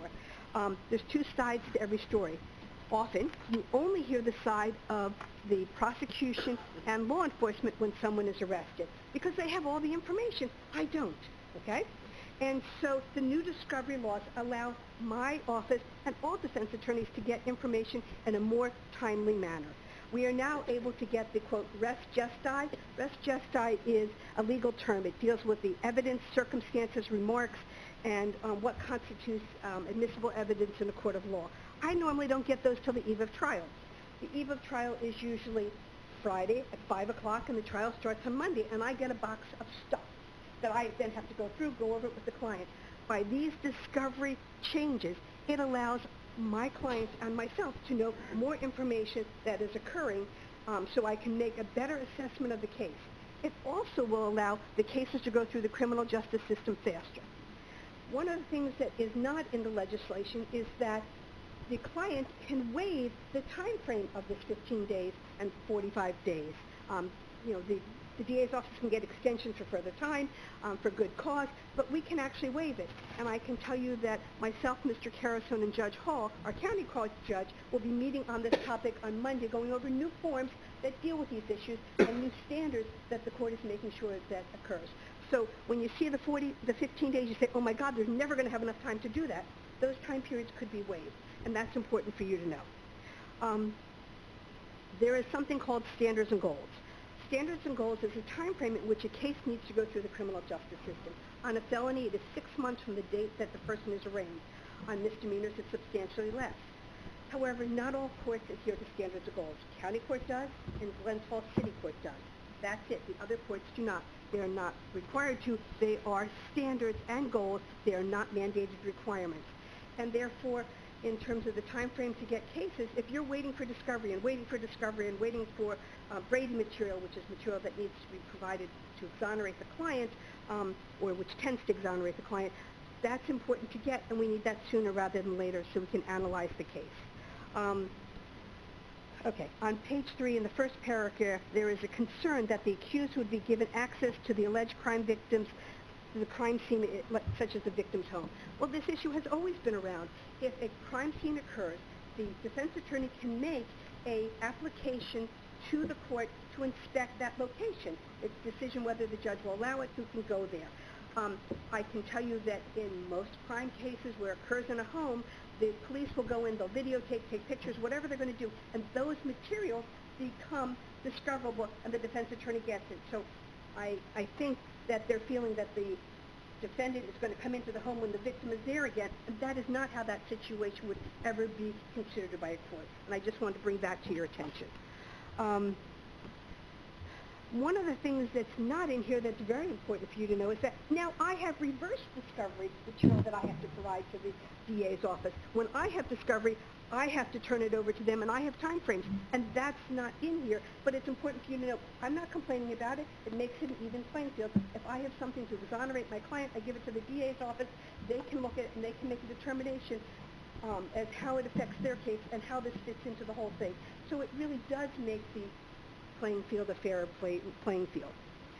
Approximately 95% of all cases end in plea deals, and most times at this point in time, clients don't get to see the evidence against them. So they're in jail, they don't have the discovery, they have an offer, and if their offer is, let's say on a felony, 6 months incarceration, 5 years probation. Well, on a 6-month sentence, you do 4, and let's say we're up to month 3. It's easier for them to say, yeah, I'd rather take this deal, get out of jail. I didn't do it, but I'd rather do that. I'd rather, just resolve it this way. The courts are allowed to take pleas when someone says, I didn't do it. It's called an Alford Plea. The court makes an inquiry of the defendant saying, are you aware of what you're charged with? Do you understand what your exposure could be if you were convicted of this crime? And as a result of knowing what your exposure is, are you taking this plea because you're afraid that if you go to trial, you could be convicted? So someone could admit that they didn't do it, but they want to take the plea so they can get out of jail. And that happens often. Marcy, if you could conclude. Okay, not a problem. I'd just like to address the last 5 issues at the bottom, which says, keeps the removal of bail on violations and misdemeanors and allow judges to set bail on felonies. I think in terms of, I've been asked about what compromise would you be willing to make. I'm not a legislator, but I think that if the bail factors are for misdemeanor and violations, that becomes extremely important. In terms of 2, does the time frame need to be 45 days?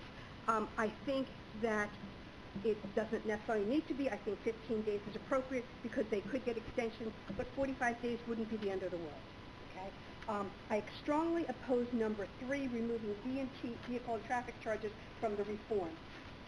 What they're talking about, DMV has to get their records to the DA's office. Well, they're a state agency. They should be able to get someone's driving records to the DA's office. Number 4, the courtroom is a public place. Never has there been a requirement to notify a victim to appear in court. That a courtroom is a public place, cases are public, they can call the court, get the date, they can call the DA's office. The DA's office has crime victim specialists who can notify them about that.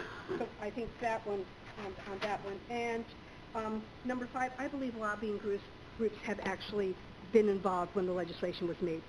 So at the end, when I think about Tom Hanks' words, a long time ago, I learned it was important to show up early. We have done that. We are prepared, and I respect the process, and I would ask you to support the legislation. Thank you. Anyone else wishing to address the board regarding any resolutions presently before the board? There being no one, Chair will entertain motion for roll call.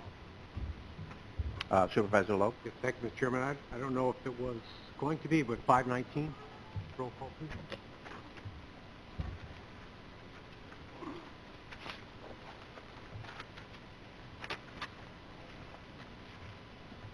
$519 roll call. Any other roll call requests? There being none, Chair will open up the floor to discussion on resolutions. Supervisor Lowe. Yes, thank you, Mr. Chairman. Regarding 519, which we just received a long presentation about, I agree there's a lot of emotions surrounding this current legislation. We received a report yesterday of an article of another tragic situation that occurred in New York State, where someone was released without bail because the judge decided, well, the legislation is going to allow them to be released without bail, so I'm just going to release them without bail. And that's all fine. It's all as far as discussion within, what a judge can do, what a judge can't do. But it really came down to the fact that if the judge had set bail and the person had a wad of cash in their pocket, they would have walked. So the emotional argument against eliminating bail comes down to our innate bias against people that don't have money. People that don't have money are bad. People that have money are good. That's what our society says, and I feel that we shouldn't get sucked into that. Lawyers have to be dispassionate. It's tough for politicians to be that way, but we have to make decisions. We have to be that way, whenever we can at least, and I urge us to be that way now. If someone can't afford bail, they go to jail. If they can't afford bail, they don't go to jail until all the things get worked out. So I have no problem with eliminating bail because that's innately set against the people that don't have money. And I think we should start taking into consideration that everybody is innocent until proven guilty, and they're not guilty because they lack money, and they're not innocent because they have money. Thank you. Thank you. Further discussion on 519. Supervisor McGowan. Yes, thank you, Mr. Chairman. This is a very complicated resolution, and all due respect for Marcy and what she does in the defense, because it is a two-sided coin. She's on the defense end. We all have choices in life that we make. If you have money or you don't have money, you make the choices, and as I've grown up, I've always paid for the consequences of the choices that I have made. And I have learned from some of my mistakes and this and that. From what I'm understanding on the whole bill, or what I'd like to get a point at, is we're not shutting down the bail reform, but I think it really needs to be reworked and reworded where, the judges have more of the option to set as per case, and in defense. Because really, what really concerns me is now, all right, so we say, well, let's reword this so they get charged with this crime and then we can keep them in there. Well, how's the defense not going to say, well, in the olden days, they would have been charged with this. But now with the new bail reform, they're getting charged with this. Keep it. So, you know, it's a double-edged sword here. I think the resolution that was presented, that was worked up, 519, should go through so that New York State understands, and it's reworked so it works for everyone, for the defense, for the people with no money, with the people with money, and for our justice system here at the county and throughout the state. Thank you. Thank you, Russ. What, did I see Supervisor Beatty's hand? Yes. Supervisor Beatty? Yes, thank you. It is a complex bill that will become law January 1st. I don't think it was well thought out by by Albany and the governor. His own attorney general says it's got some problems. So when your own attorney general comes out and says, well, there's problems with this, there are problems. Now, I think the safety of our neighbors should take precedent over just about anything else other than taking care of seniors and those challenged. And with all due respect to Ms. Flores, she has her challenges in her job. We all do, okay? I don't think this is discriminatory. I think it's a bill that actually puts more of us in harm's way when you take the latitude of the judge's ability to set bail out of their hands. That to me is very scary. That's a position that I hope, because Warren County and numerous other counties, not just Warren County, across the state, are all saying this doesn't make sense. It needs to be reworked. And I hope the governor, and I hope Albany, and many of the downstate politicians who feel that this is good for upstate, will reconsider this bill and rework it so that it's advantageous and takes the dangerous aspect out of the equation and actually protects our residents, our neighbors, and so forth. So I'll be voting in favor of this resolution. Personally, I think it even needs more teeth. There's a lot of teeth in this resolution, but I think it needs even more, not less. So thank you. You're welcome. Supervisor Strauss. Yeah, thank you, Mr. Chairman. Yeah, my first reaction to seeing this resolution for the first time this morning when it was put on my desk was that there was no acknowledgement in the resolution of the need for bail and discovery reform. And I think we all know that there's a need for that. As Supervisor Loeb pointed out, a great example, and many others could have been given. In reading this, I also said to myself, this is very strong on emotional appeal and very light on putting forward the facts. So, you know, I was never comfortable with this. I thought that perhaps the legislation does need tweaking. But nowhere in this does it admit that there is a need for reform, for discovery, and bail, and there is. So, and I thought Mrs. Flores did a great job showing the defense point of view, showing the inadequacies of this current resolution. I could perhaps support this resolution if it was more fair and balanced, but the way it's presented currently, it is not. Thank you. You're welcome. Supervisor Driscoll. Thank you, Mr. Chairman. Thank you for the opportunity to work with the administrator and Mr. Leggett on trying to bring my perspective to this resolution. As you know, I've worked in Health and Human Services for over 40 years, working with and advocating for low and fixed income individuals and families experiencing times of crisis and despair. I certainly read this proposed change in bail reform, probably more than any other issue that's come before me in the last couple of years. I often like to use analogies and compare to different types of situations.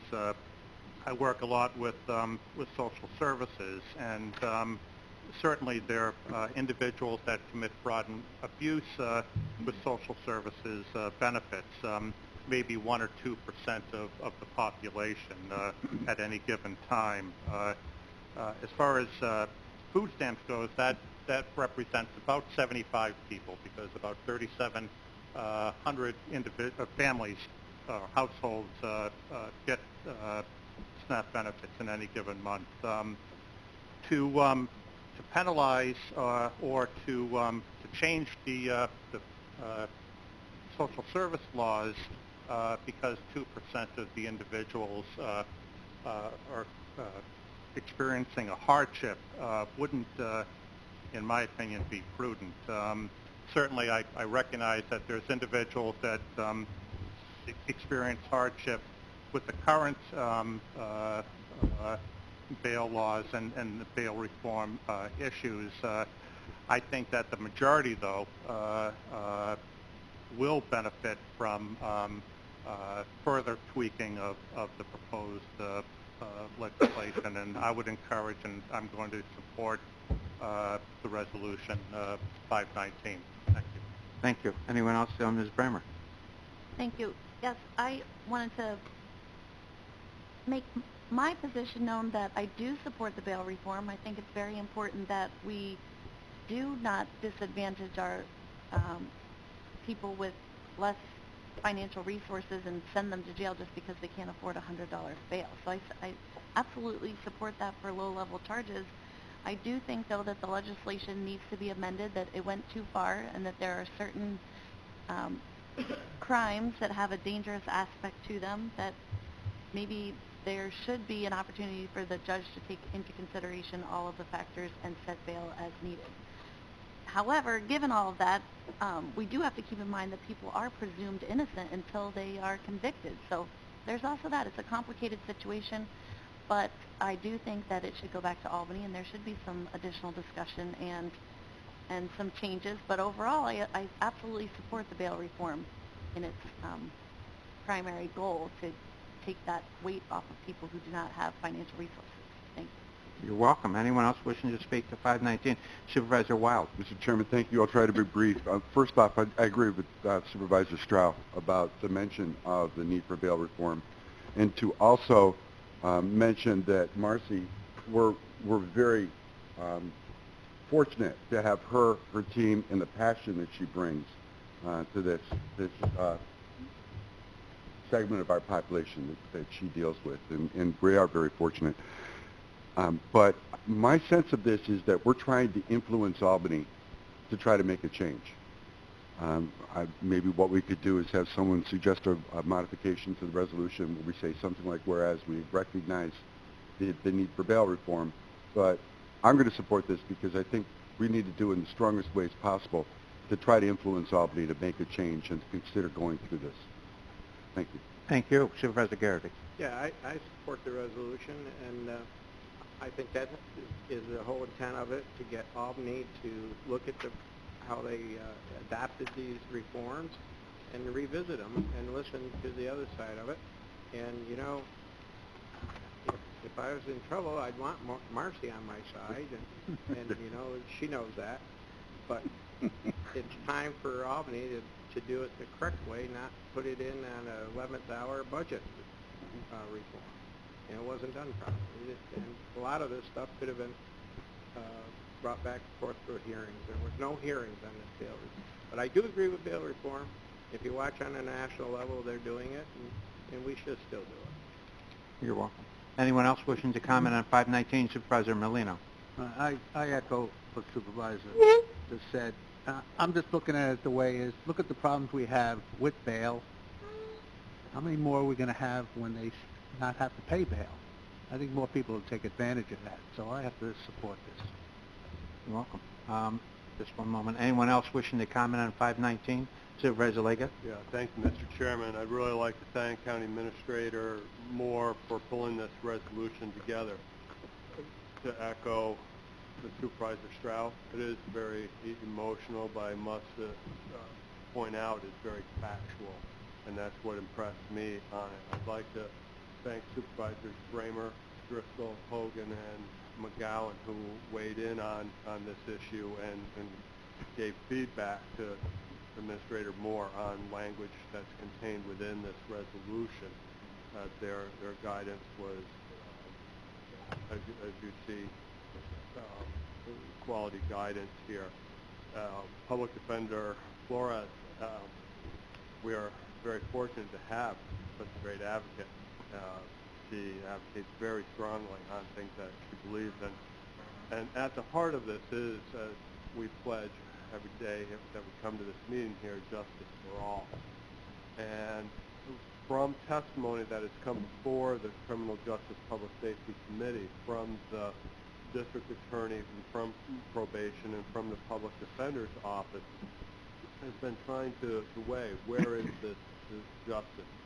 And as it has been presented to us, we see that the state is implementing a bail and discovery reform, and perhaps have not really included justice for the victims as much as there should be. And I think that is what we are advocating for on this. Let's look at both sides. I think we will agree that in any human-made system, it is imperfect, and people are going to suffer unnecessarily because of that, and that there are people in our judicial system that should not be going through what they are suffering through now because of those imperfections.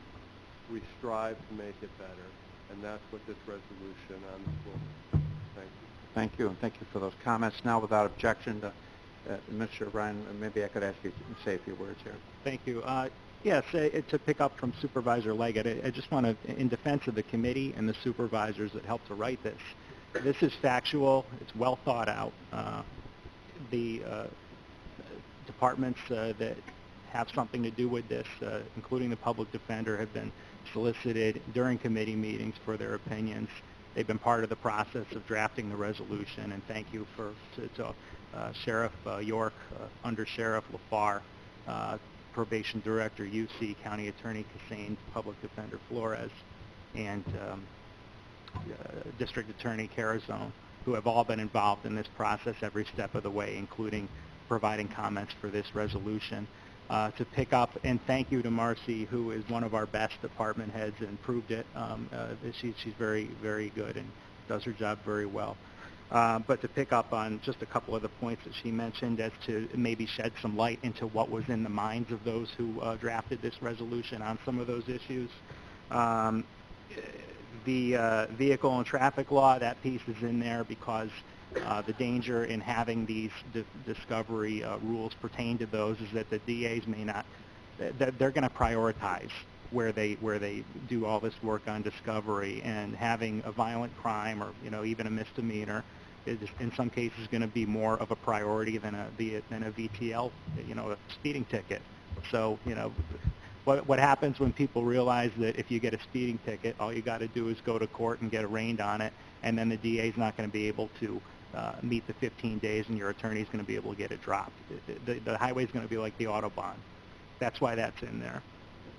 15 days in terms of the waiver, that is absolutely true, and we thank Marcy for being willing to work with the DA.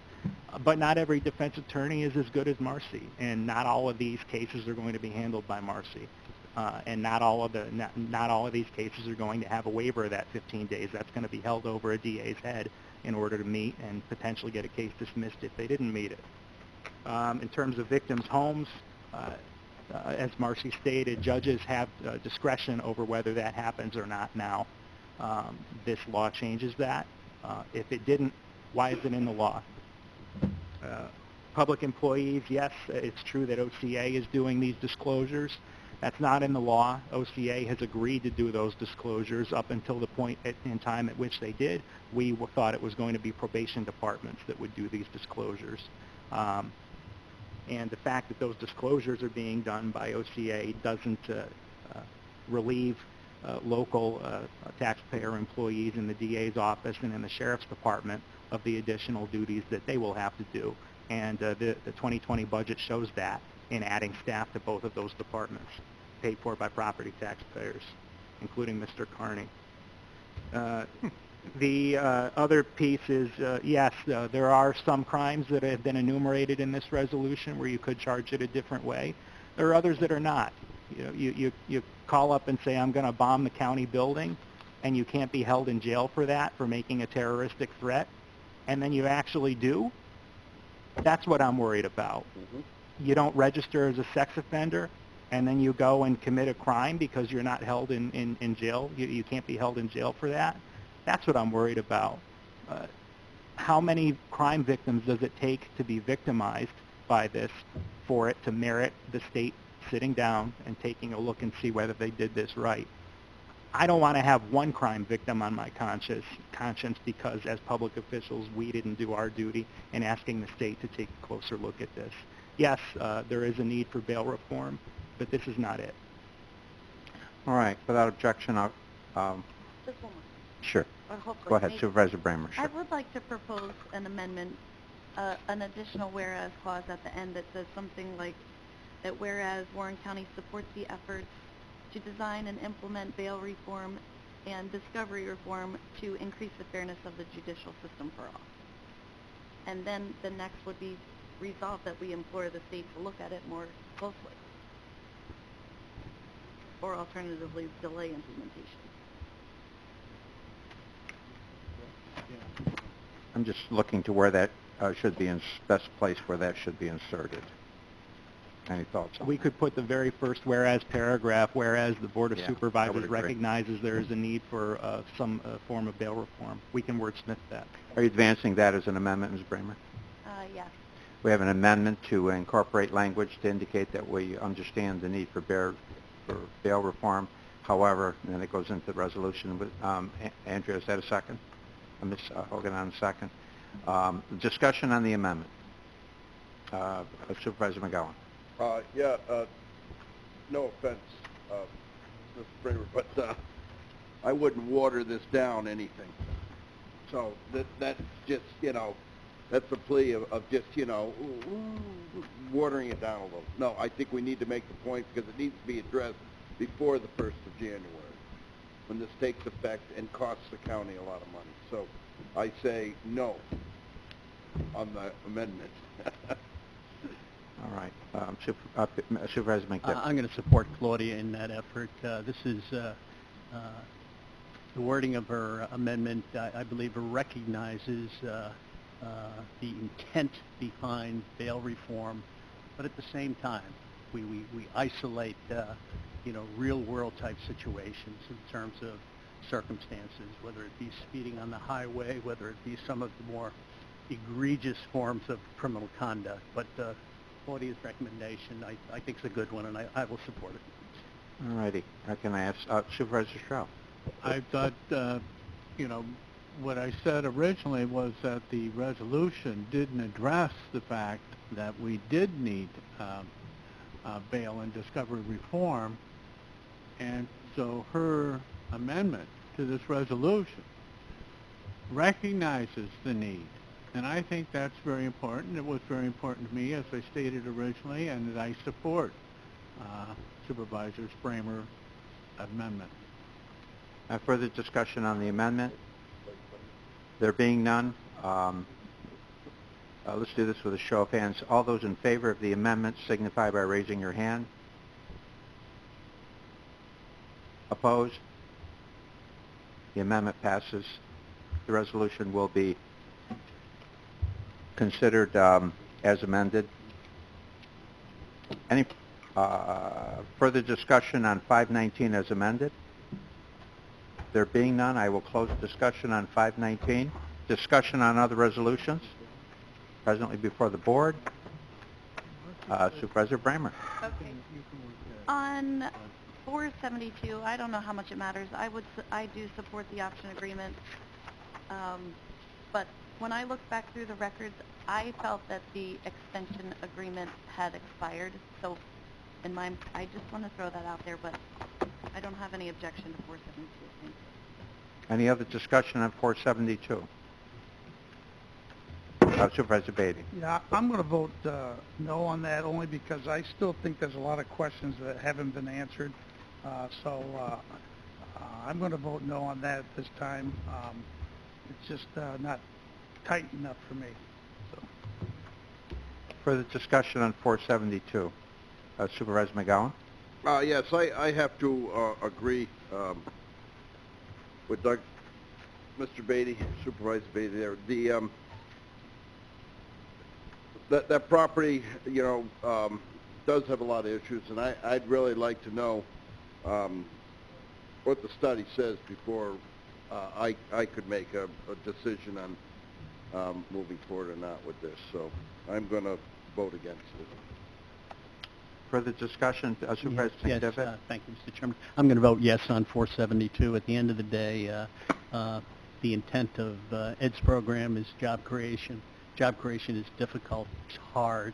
It's getting in the trenches to try to make something happen and create an environment where people can stay in this geography. So at the end of the day, it's a vote of confidence for Ed, and I think that is what we ought to do. Further discussion? Supervisor Stroud? Yes, I am on the EDC board, and it's not an us against them. The EDC is for economic development for the county, and that's all they're trying to do. And so if this will help delineate what's needed to be done for cooperation between the county and the EDC so we can move forward, that's a good thing. Further discussion on 472? There being none, I'll close discussion, debate on 472. Discussion on other resolutions? Supervisor Bramer. Thanks. On 499, which is the establishing the new assigned fund balance account, I look forward to us being able to use that on important projects, and I just would ask that we start figuring out how we're going to manage that money, and are we going to set up a committee to talk about how those funds will be spent, and especially with things like the Halloween storm and all of the damage that just happened to the county, our county infrastructure. I really think we need to prioritize our county projects with that money. I think I can respond to that. I know Supervisor Ryan knows that there's a hurry up on that, and so the appropriate committee will be dealing with that hopefully very soon. The next committee meeting, perhaps. Any other discussion on resolutions? There being none, I will close discussion on resolutions. Vote on resolutions. Resolution 461, making supplemental appropriations. Mr. Dickinson? Yes. Mr. Merlino? Yes. Mr. Stroud? Yes. Mr. Wild? Yes. Mr. Beatty? Yes. Mr. McGowan? Yes. Mr. Sokol? Yes. Mr. Thomas? Yes. Ms. Hyde? Yes. Mr. Garrity? Yes. Mr. Leggett? Yes. Mr. Diamond? Yes. Mr. McDevitt? Yes. Ms. Bramer? Yes. Mr. Loeb? Yes. Mr. Driscoll? Yes. Mr. Frazier? Yes. Mr. Simpson? I'm not sure what resolution you're on, but Resolution 461, making supplemental appropriations. Yeah. Ms. Hogan? Yes. Chairman Conover? Yes. Resolution 462, amending Warren County budget. Mr. Dickinson? Yes. Mr. Merlino? Yes. Mr. Stroud? Yes. Mr. Wild? Yes. Mr. Beatty? Yes. Mr. McGowan? Yes. Mr. Sokol? Yes. Mr. Thomas? Yes. Ms. Hyde? Yes. Mr. Garrity? Yes. Mr. Leggett? Yes. Mr. Diamond? Yes. Mr. McDevitt? Yes. Ms. Bramer? Yes. Mr. Loeb? Yes. Mr. Driscoll? Yes. Mrs. Frazier? Yes. Mr. Simpson? Yes. Ms. Hogan? Yes. Chairman Conover? Yes. Resolution 472, authorizing extension of option agreement with Economic Development Corporation. Mr. Dickinson? Yes. Mr. Merlino? Yes. Mr. Stroud? Yes. Mr. Wild? Yes. Mr. Beatty? No. Mr. McGowan? No. Mr. Sokol? Yes. Mr. Thomas? Yes. Ms. Hyde? Yes. Mr. Garrity? Yes. Mr. Leggett? Yes. Mr. Diamond? Yes. Mr. McDevitt? Yes. Ms. Bramer? Yes. Mr. Loeb? Yes. Mr. Driscoll? Yes. Mrs. Frazier? Yes. Mr. Simpson? Yes. Ms. Hogan? Yes. Chairman Conover? Yes. Resolution 488, amending table of organization. Mr. Dickinson? Yes. Mr. Merlino? Yes. Mr. Stroud? Yes. Mr. Wild? Yes. Mr. Beatty? Yes. Mr. McGowan? Yes. Mr. Sokol? Yes. Mr. Thomas? Yes. Ms. Hyde? Yes. Mr. Garrity? Yes. Mr. Leggett? Yes. Mr. Diamond? Yes. Mr. McDevitt? Yes. Ms. Bramer? Yes. Mr. Loeb? Yes. Mr. Driscoll? Yes. Mrs. Frazier? Yes. Mr. Simpson? Yes. Ms. Hogan? Yes. Chairman Conover? Yes. Resolution 491, establishing capital project H391, Airport 2 new snowplows. Mr. Dickinson? Yes. Mr. Merlino? Yes. Mr. Stroud? Yes. Mr. Wild? Yes. Mr. Beatty? Yes. Mr. McGowan? Yes. Mr. Sokol? Yes. Mr. Thomas? Yes. Ms. Hyde? Yes. Mr. Garrity? Yes. Mr. Leggett? Yes. Mr. Diamond? Yes. Mr. McDevitt? Yes. Ms. Bramer? Yes. Mr. Loeb? Yes. Mr. Driscoll? Yes. Mrs. Frazier? Yes. Mr. Simpson? Yes. Ms. Hogan? Yes. Chairman Conover? Yes. Resolution 493, authorizing appropriation of funds from Airport Repair and Projects Reserve Fund. Mr. Dickinson? Yes. Mr. Merlino? Yes. Mr. Stroud? Yes. Mr. Wild? Yes. Mr. Beatty? Yes. Mr. McGowan? Yes. Mr. Sokol? Yes. Mr. Thomas? Yes. Ms. Hyde? Yes. Mr. Garrity? Yes. Mr. Leggett? Yes. Mr. Diamond? Yes. Mr. McDevitt? Yes. Ms. Bramer? Yes. Mr. Loeb? Yes. Mr. Driscoll? Yes. Mrs. Frazier? Yes. Mr. Simpson? Yes. Ms. Hogan? Yes. Chairman Conover? Yes. Resolution 495, establishing Capital Reserve Fund A860, Reserve SUNY Adirondack. Mr. Dickinson? Yes. Mr. Merlino? Yes. Mr. Stroud? Recoup. Mr. Wild? Yes. Mr. Beatty? Yes. Mr. McGowan? Yes. Mr. Sokol? Yes. Mr. Thomas? Yes. Ms. Hyde? Yes. Mr. Garrity? Yes. Mr. Leggett? Yes. Mr. Diamond? Yes. Mr. McDevitt? Yes. Ms. Bramer? Yes. Mr. Loeb? Yes. Mr. Driscoll? Yes. Mrs. Frazier? Yes. Mr. Simpson? Yes. Ms. Hogan? Yes. Chairman Conover? Yes. Resolution 496, establishing Capital Reserve Fund A861, Countryside Rehabilitation. Mr. Dickinson? Yes. Mr. Merlino? Yes. Mr. Stroud? Yes. Mr. Wild? Yes. Mr. Beatty? Yes. Mr. McGowan? Yes. Mr. Sokol? Yes.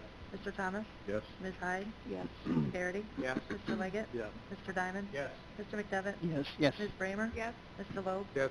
Mr. Driscoll? Yes. Mrs. Frazier? Yes. Mr. Simpson? Yes. Ms. Hogan? Yes. Chairman Conover? Yes. Resolution 497, establishing Insurance Reserve Fund A863. Mr. Dickinson? Yes. Mr. Merlino? Yes. Mr. Stroud? Yes. Mr. Wild? Yes. Mr. Beatty? Yes. Mr. McGowan? Yes. Mr. Sokol? Yes. Mr. Thomas? Yes. Ms. Hyde? Yes. Mr. Garrity? Yes. Mr. Leggett? Yes. Mr. Diamond? Yes. Mr. McDevitt? Yes. Ms. Bramer? Yes. Mr. Loeb? Yes. Mr. Driscoll? Yes. Mrs. Frazier? Yes. Mr. Simpson? Yes. Ms. Hogan? Yes. Chairman Conover? Yes. Resolution 498, establishing Employee Benefit Accrued Liability Reserve Fund. Mr. Dickinson? Yes. Mr. Merlino? Yes. Mr. Stroud? Yes. Mr. Wild? Yes. Mr. Beatty? Yes. Mr. McGowan? Yes. Mr. Sokol? Yes. Mr. Thomas? Yes. Ms. Hyde? Yes. Mr. Garrity? Yes. Mr. Leggett? Yes. Mr. Diamond? Yes. Mr. McDevitt? Yes. Ms. Bramer? Yes. Mr. Loeb? Yes. Mr. Driscoll? Yes. Mrs. Frazier? Yes. Mr. Simpson? Yes. Ms. Hogan? Yes. Chairman Conover? Yes. Resolution 499, establishing a 916 assigned fund balance. Mr. Dickinson? Yes. Mr. Merlino? Yes. Mr. Stroud? Yes. Mr. Wild? Yes. Mr. Beatty? Yes. Mr. McGowan? Yes. Mr. Sokol? Yes. Mr. Thomas? Yes. Ms. Hyde? Yes. Mr. Garrity? Yes. Mr. Leggett? Yes. Mr. Diamond? Yes. Mr. McDevitt? Yes. Ms. Bramer? Yes. Mr. Loeb? Yes. Mr. Driscoll? Yes. Mrs. Frazier? Yes. Mr. Simpson? Yes. Ms. Hogan? Yes. Chairman Conover? Yes. Resolution 500, increasing reserve rehab county buildings. Mr. Dickinson? Yes. Mr. Merlino? Yes. Mr. Stroud? Yes. Mr. Wild? Yes. Mr. Beatty? Yes. Mr. McGowan? Yes. Mr. Sokol? Yes. Mr. Thomas? Yes. Ms. Hyde? Yes. Mr. Garrity? Yes. Mr. Leggett? Yes. Mr. Diamond? Yes. Mr. McDevitt? Yes. Ms. Bramer? Yes. Mr. Loeb? Yes. Mr. Driscoll? Yes. Mrs. Frazier? Yes. Mr. Simpson? Yes. Ms. Hogan? Yes. Chairman Conover? Yes. Resolution 501, increasing reserve election equipment. Mr. Dickinson? Yes. Mr. Merlino? Yes. Mr. Stroud? Yes. Mr. Wild? Yes. Mr. Beatty? Yes. Mr. McGowan? Yes. Mr. Sokol? Yes. Mr. Thomas? Yes. Ms. Hyde? Yes. Mr. Garrity? Yes. Mr. Leggett? Yes. Mr. Diamond? Yes. Mr. McDevitt? Yes. Ms. Bramer? Yes. Mr. Loeb? Yes. Mr. Driscoll? Yes. Mrs. Frazier? Yes. Mr. Simpson? Yes. Ms. Hogan? Yes. Chairman Conover? Yes. Resolution 503, authorizing appropriation of funds from general fund unappropriated surplus to the county attorney's budget. Mr. Dickinson? Yes. Mr. Merlino? Yes. Mr. Stroud? Yes. Mr. Wild? Yes. Mr. Beatty? Yes. Mr. McGowan? Yes. Mr. Sokol? Yes. Mr. Thomas? Yes. Ms. Hyde? Yes. Mr. Garrity? Yes. Mr. Leggett? Yes. Mr. Diamond? Yes. Mr. McDevitt? Yes. Ms. Bramer? Yes. Mr. Loeb? Yes. Mr. Driscoll? Yes. Mrs. Frazier? Yes. Mr. Simpson? Yes. Ms. Hogan? Yes. Chairman Conover? Yes.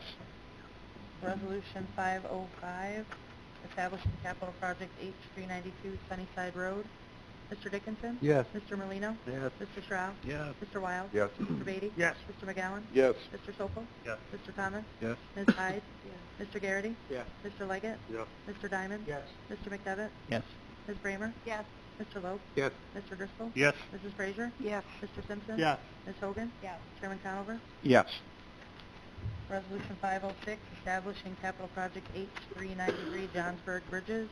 Mr. Dickinson? Yes. Mr. Merlino? Yes. Mr. Stroud? Yes. Mr. Wild? Yes. Mr. Beatty? Yes. Mr. McGowan? Yes. Mr. Sokol? Yes. Mr. Thomas? Yes. Ms. Hyde? Mr. Garrity? Yes. Mr. Leggett? Yes. Mr. Diamond? Yes. Mr. McDevitt? Yes. Ms. Bramer? Yes. Mr. Loeb? Yes. Mr. Driscoll? Yes. Mrs. Frazier? Yes. Mr. Simpson? Yes. Ms. Hogan? Yes. Chairman Conover? Yes. Resolution 507, establishing capital project H394 Olmstedville Road. Mr. Dickinson? Yes. Mr. Merlino? Yes. Mr. Stroud? Yes. Mr. Wild? Yes. Mr. Beatty? Yes. Mr. McGowan? Yes. Mr. Sokol? Yes. Mr. Thomas? Yes. Ms. Hyde? Yes. Mr. Garrity? Yes. Mr. Leggett? Yes. Mr. Diamond? Yes.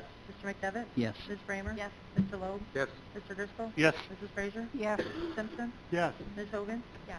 Chairman Conover? Yes. Resolution 508, establishing capital project H395 Oxbow Hill and Moon Hill Road. Mr. Dickinson? Yes. Mr. Merlino? Yes. Mr. Stroud? Yes. Mr. Wild? Yes. Mr. Yes. Beatty? Mr. McGowan? Yes. Mr. Sokol? Yes. Mr. Thomas? Yes. Ms. Hyde? Yes. Mr. Garrity? Yes. Mr. Leggett? Yes. Sure. Mr. Diamond? Yes. Mr. McDevitt? Yes. Ms. Bramer? Yes. Mr. Loeb? Yes. Mr. Driscoll? Yes. Mrs. Frazier? Yes. Mr. Simpson? Yes. Ms. Hogan? Yes. Chairman Conover? Yes. Resolution 509, establishing capital project H396 East River Drive. Mr. Dickinson? Yes. Mr. Merlino? Yes. Mr. Stroud? Yes. Mr. Wild? Yes. Mr. Beatty? Yes. Mr. McGowan? Yes. Mr. Sokol? Yes. Mr. Thomas? Yes. Ms. Hyde? Yes. Mr. Garrity? Yes. Mr. Leggett? Yes. Mr. Diamond? Yes. Mr. McDevitt? Yes. Ms. Bramer? Yes. Mr. Loeb? Yes. Mr. Driscoll? Yes. Mrs. Frazier? Yes. Mr. Simpson? Yes. Ms. Hogan? Yes. Chairman Conover? Yes. Resolution 510, authorizing appropriation of funds from the occupancy tax reserve to the tourism budget. Mr. Dickinson? Yes. Mr. Merlino? Yes. Mr. Stroud? Yes. Mr. Wild? Yes. Mr. Beatty? Yes. Mr. McGowan? Yes. Mr. Sokol? Yes. Mr. Thomas? Yes. Ms. Hyde? Yes. Mr. Garrity? Yes. Mr. Leggett? Yes. Mr. Diamond? Yes. Mr. McDevitt? Yes. Ms. Bramer? Mr. Loeb? Yes. Mr. Driscoll? Yes. Mrs. Frazier? Yes. Mr. Simpson? Yes. Ms. Hogan? Yes. Chairman Conover? Yes. Resolution 511, increasing capital project H358 Hazard Mitigation Grant Program. Mr. Dickinson? Yes. Mr. Merlino? Yes. Mr. Stroud? Yes. Mr. Wild? Yes. Mr. Beatty? Yes. Mr. McGowan? Yes. Mr. Sokol? Yes. Mr. Thomas? Yes. Ms. Hyde? Yes. Mr. Garrity? Yes. Mr. Leggett? Yes. Mr. Diamond? Yes. Mr. McDevitt? Yes. Ms. Bramer? Yes. Mr. Loeb? Yes. Mr. Driscoll? Yes. Mrs. Frazier? Yes. Mr. Simpson? Yes. Ms. Hogan? Yes. Chairman Conover? Yes. Resolution 512, authorizing appropriation of funds to general fund unappropriated surplus to the sheriff's budget. Mr. Dickinson? Yes. Mr. Merlino? Yes. Mr. Stroud? Yes. Mr. Wild? Yes. Mr. Beatty? Yes. Mr. McGowan? Yes. Mr. Sokol? Yes. Mr. Thomas? Yes. Ms. Hyde? Yes. Mr. Garrity? Yes. Mr. Leggett? Yes. Mr. Diamond? Yes. Mr. McDevitt? Yes. Ms. Bramer? Yes. Mr. Loeb? Yes. Mr. Driscoll? Yes. Mrs. Frazier? Yes. Mr. Simpson? Yes. Ms. Hogan? Yes. Chairman Conover? Yes. Resolution 513, approving and adopting Warren County Sewer District assessment roll. Mr. Dickinson? Yes. Mr. Merlino? Yes. Mr. Stroud? Yes. Mr. Wild? Yes. Mr. Beatty? Yes. Mr. McGowan? Yes. Mr. Sokol? Yes. Mr. Thomas? Yes. Ms. Hyde? Yes. Mr. Garrity? Yes. Mr. Leggett? Yes. Mr. Diamond? Yes. Mr. McDevitt? Yes. Ms. Bramer? Yes. Mr. Loeb? Yes. Mr. Driscoll? Yes. Mrs. Frazier? Yes. Mr. Simpson? Yes. Ms. Hogan? Yes. Chairman Conover? Yes. Resolution 514, adopting budget for fiscal year 2020. Mr. Dickinson? Yes. Mr. Merlino? Yes. Mr. Stroud? Yes. Mr. Wild? Yes. Mr. Beatty? Yes. Mr. McGowan? Yes. Mr. Sokol? Yes. Sorry. Mr. Thomas? Yes. Ms. Hyde?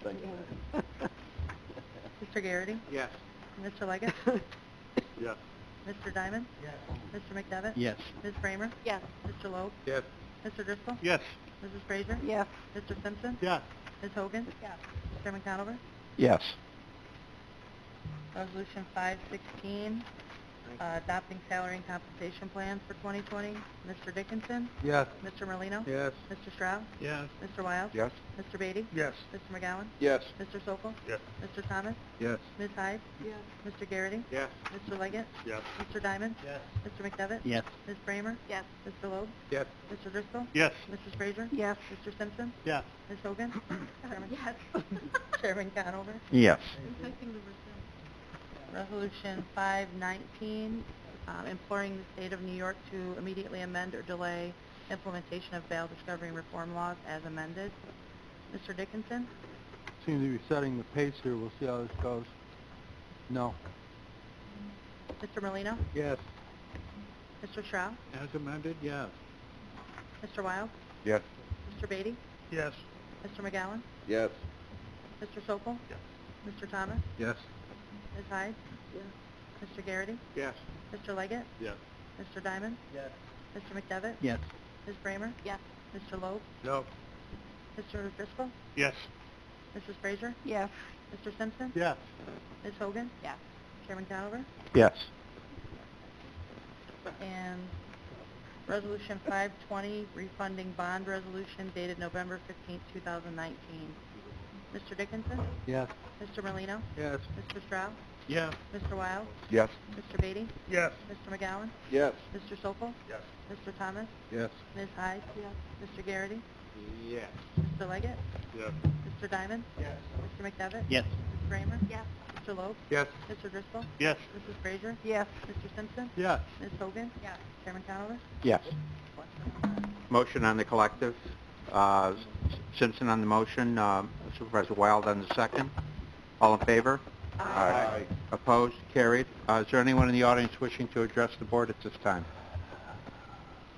There being no one, announcements? Announcements, Supervisor Simpson? Thank you, Mr. Chairman. I just want to announce the annual, or the fall, winter annual Adirondack Association of Towns and Villages meeting is going to be the 1st and 2nd. It's going to be at the Marriott in Lake George, and it should prove to be a good 2 days. So Very good. you're all That's, welcome. Thank did I see Supervisor Bramer? I saw your hand. Thanks, yeah. Sorry. Hometown Holidays in downtown Glens Falls is the weekend of December 6th, and that's also the weekend of Chris Kindlemark's skit. So it'll be a really hopping time that weekend. Get out to those places. Very good. Anyone else? Supervisor Wild? Chairman, thank you very briefly. I didn't think I was going to make through 27 yeses in the roll calls, but our clerk of the board did it 540 times. She went through this with only one slight sample on Mr. Dickinson, so I wanted to commend her. Thank you. Thank you. Anyone else in the announcements? Supervisor Garrity? Yep, Christmas in Warrensburg is also the week of the 7th of December, so we welcome you all and come up and see our lights because we're adding to it. Good. Very good. So are we, by the way. That's his new year for life. Supervisor Hogan? Door is open. Get your skis and your snowboards out. There you go. Any other announcements? Supervisor Merlino? I don't have an announcement. I just have a comment. A couple of weeks ago, I was approached.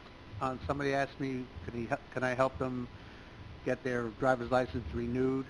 And I say, because they didn't want to wait an hour or two at the. And I told them, from what I understand, it's gotten a lot better down there, and everything is going well. You got to go down and stand in line. 3 days later, he called me and he apologized. He says, thank you. It only took me 15 minutes to get that done. So just a plug for our motor vehicle. Very good. Chair, I'll entertain a motion to adjourn. Dickinson on... No, wait a minute. I'm sorry. I have one comment. Don't forget Chris Kindlemart, bring your money. Please. Stay long. Please, Motion to adjourn. Simpson, Garrity on the second. All in favor? Aye. Opposed? We are adjourned. Thank you, everyone, and thank you for your patience.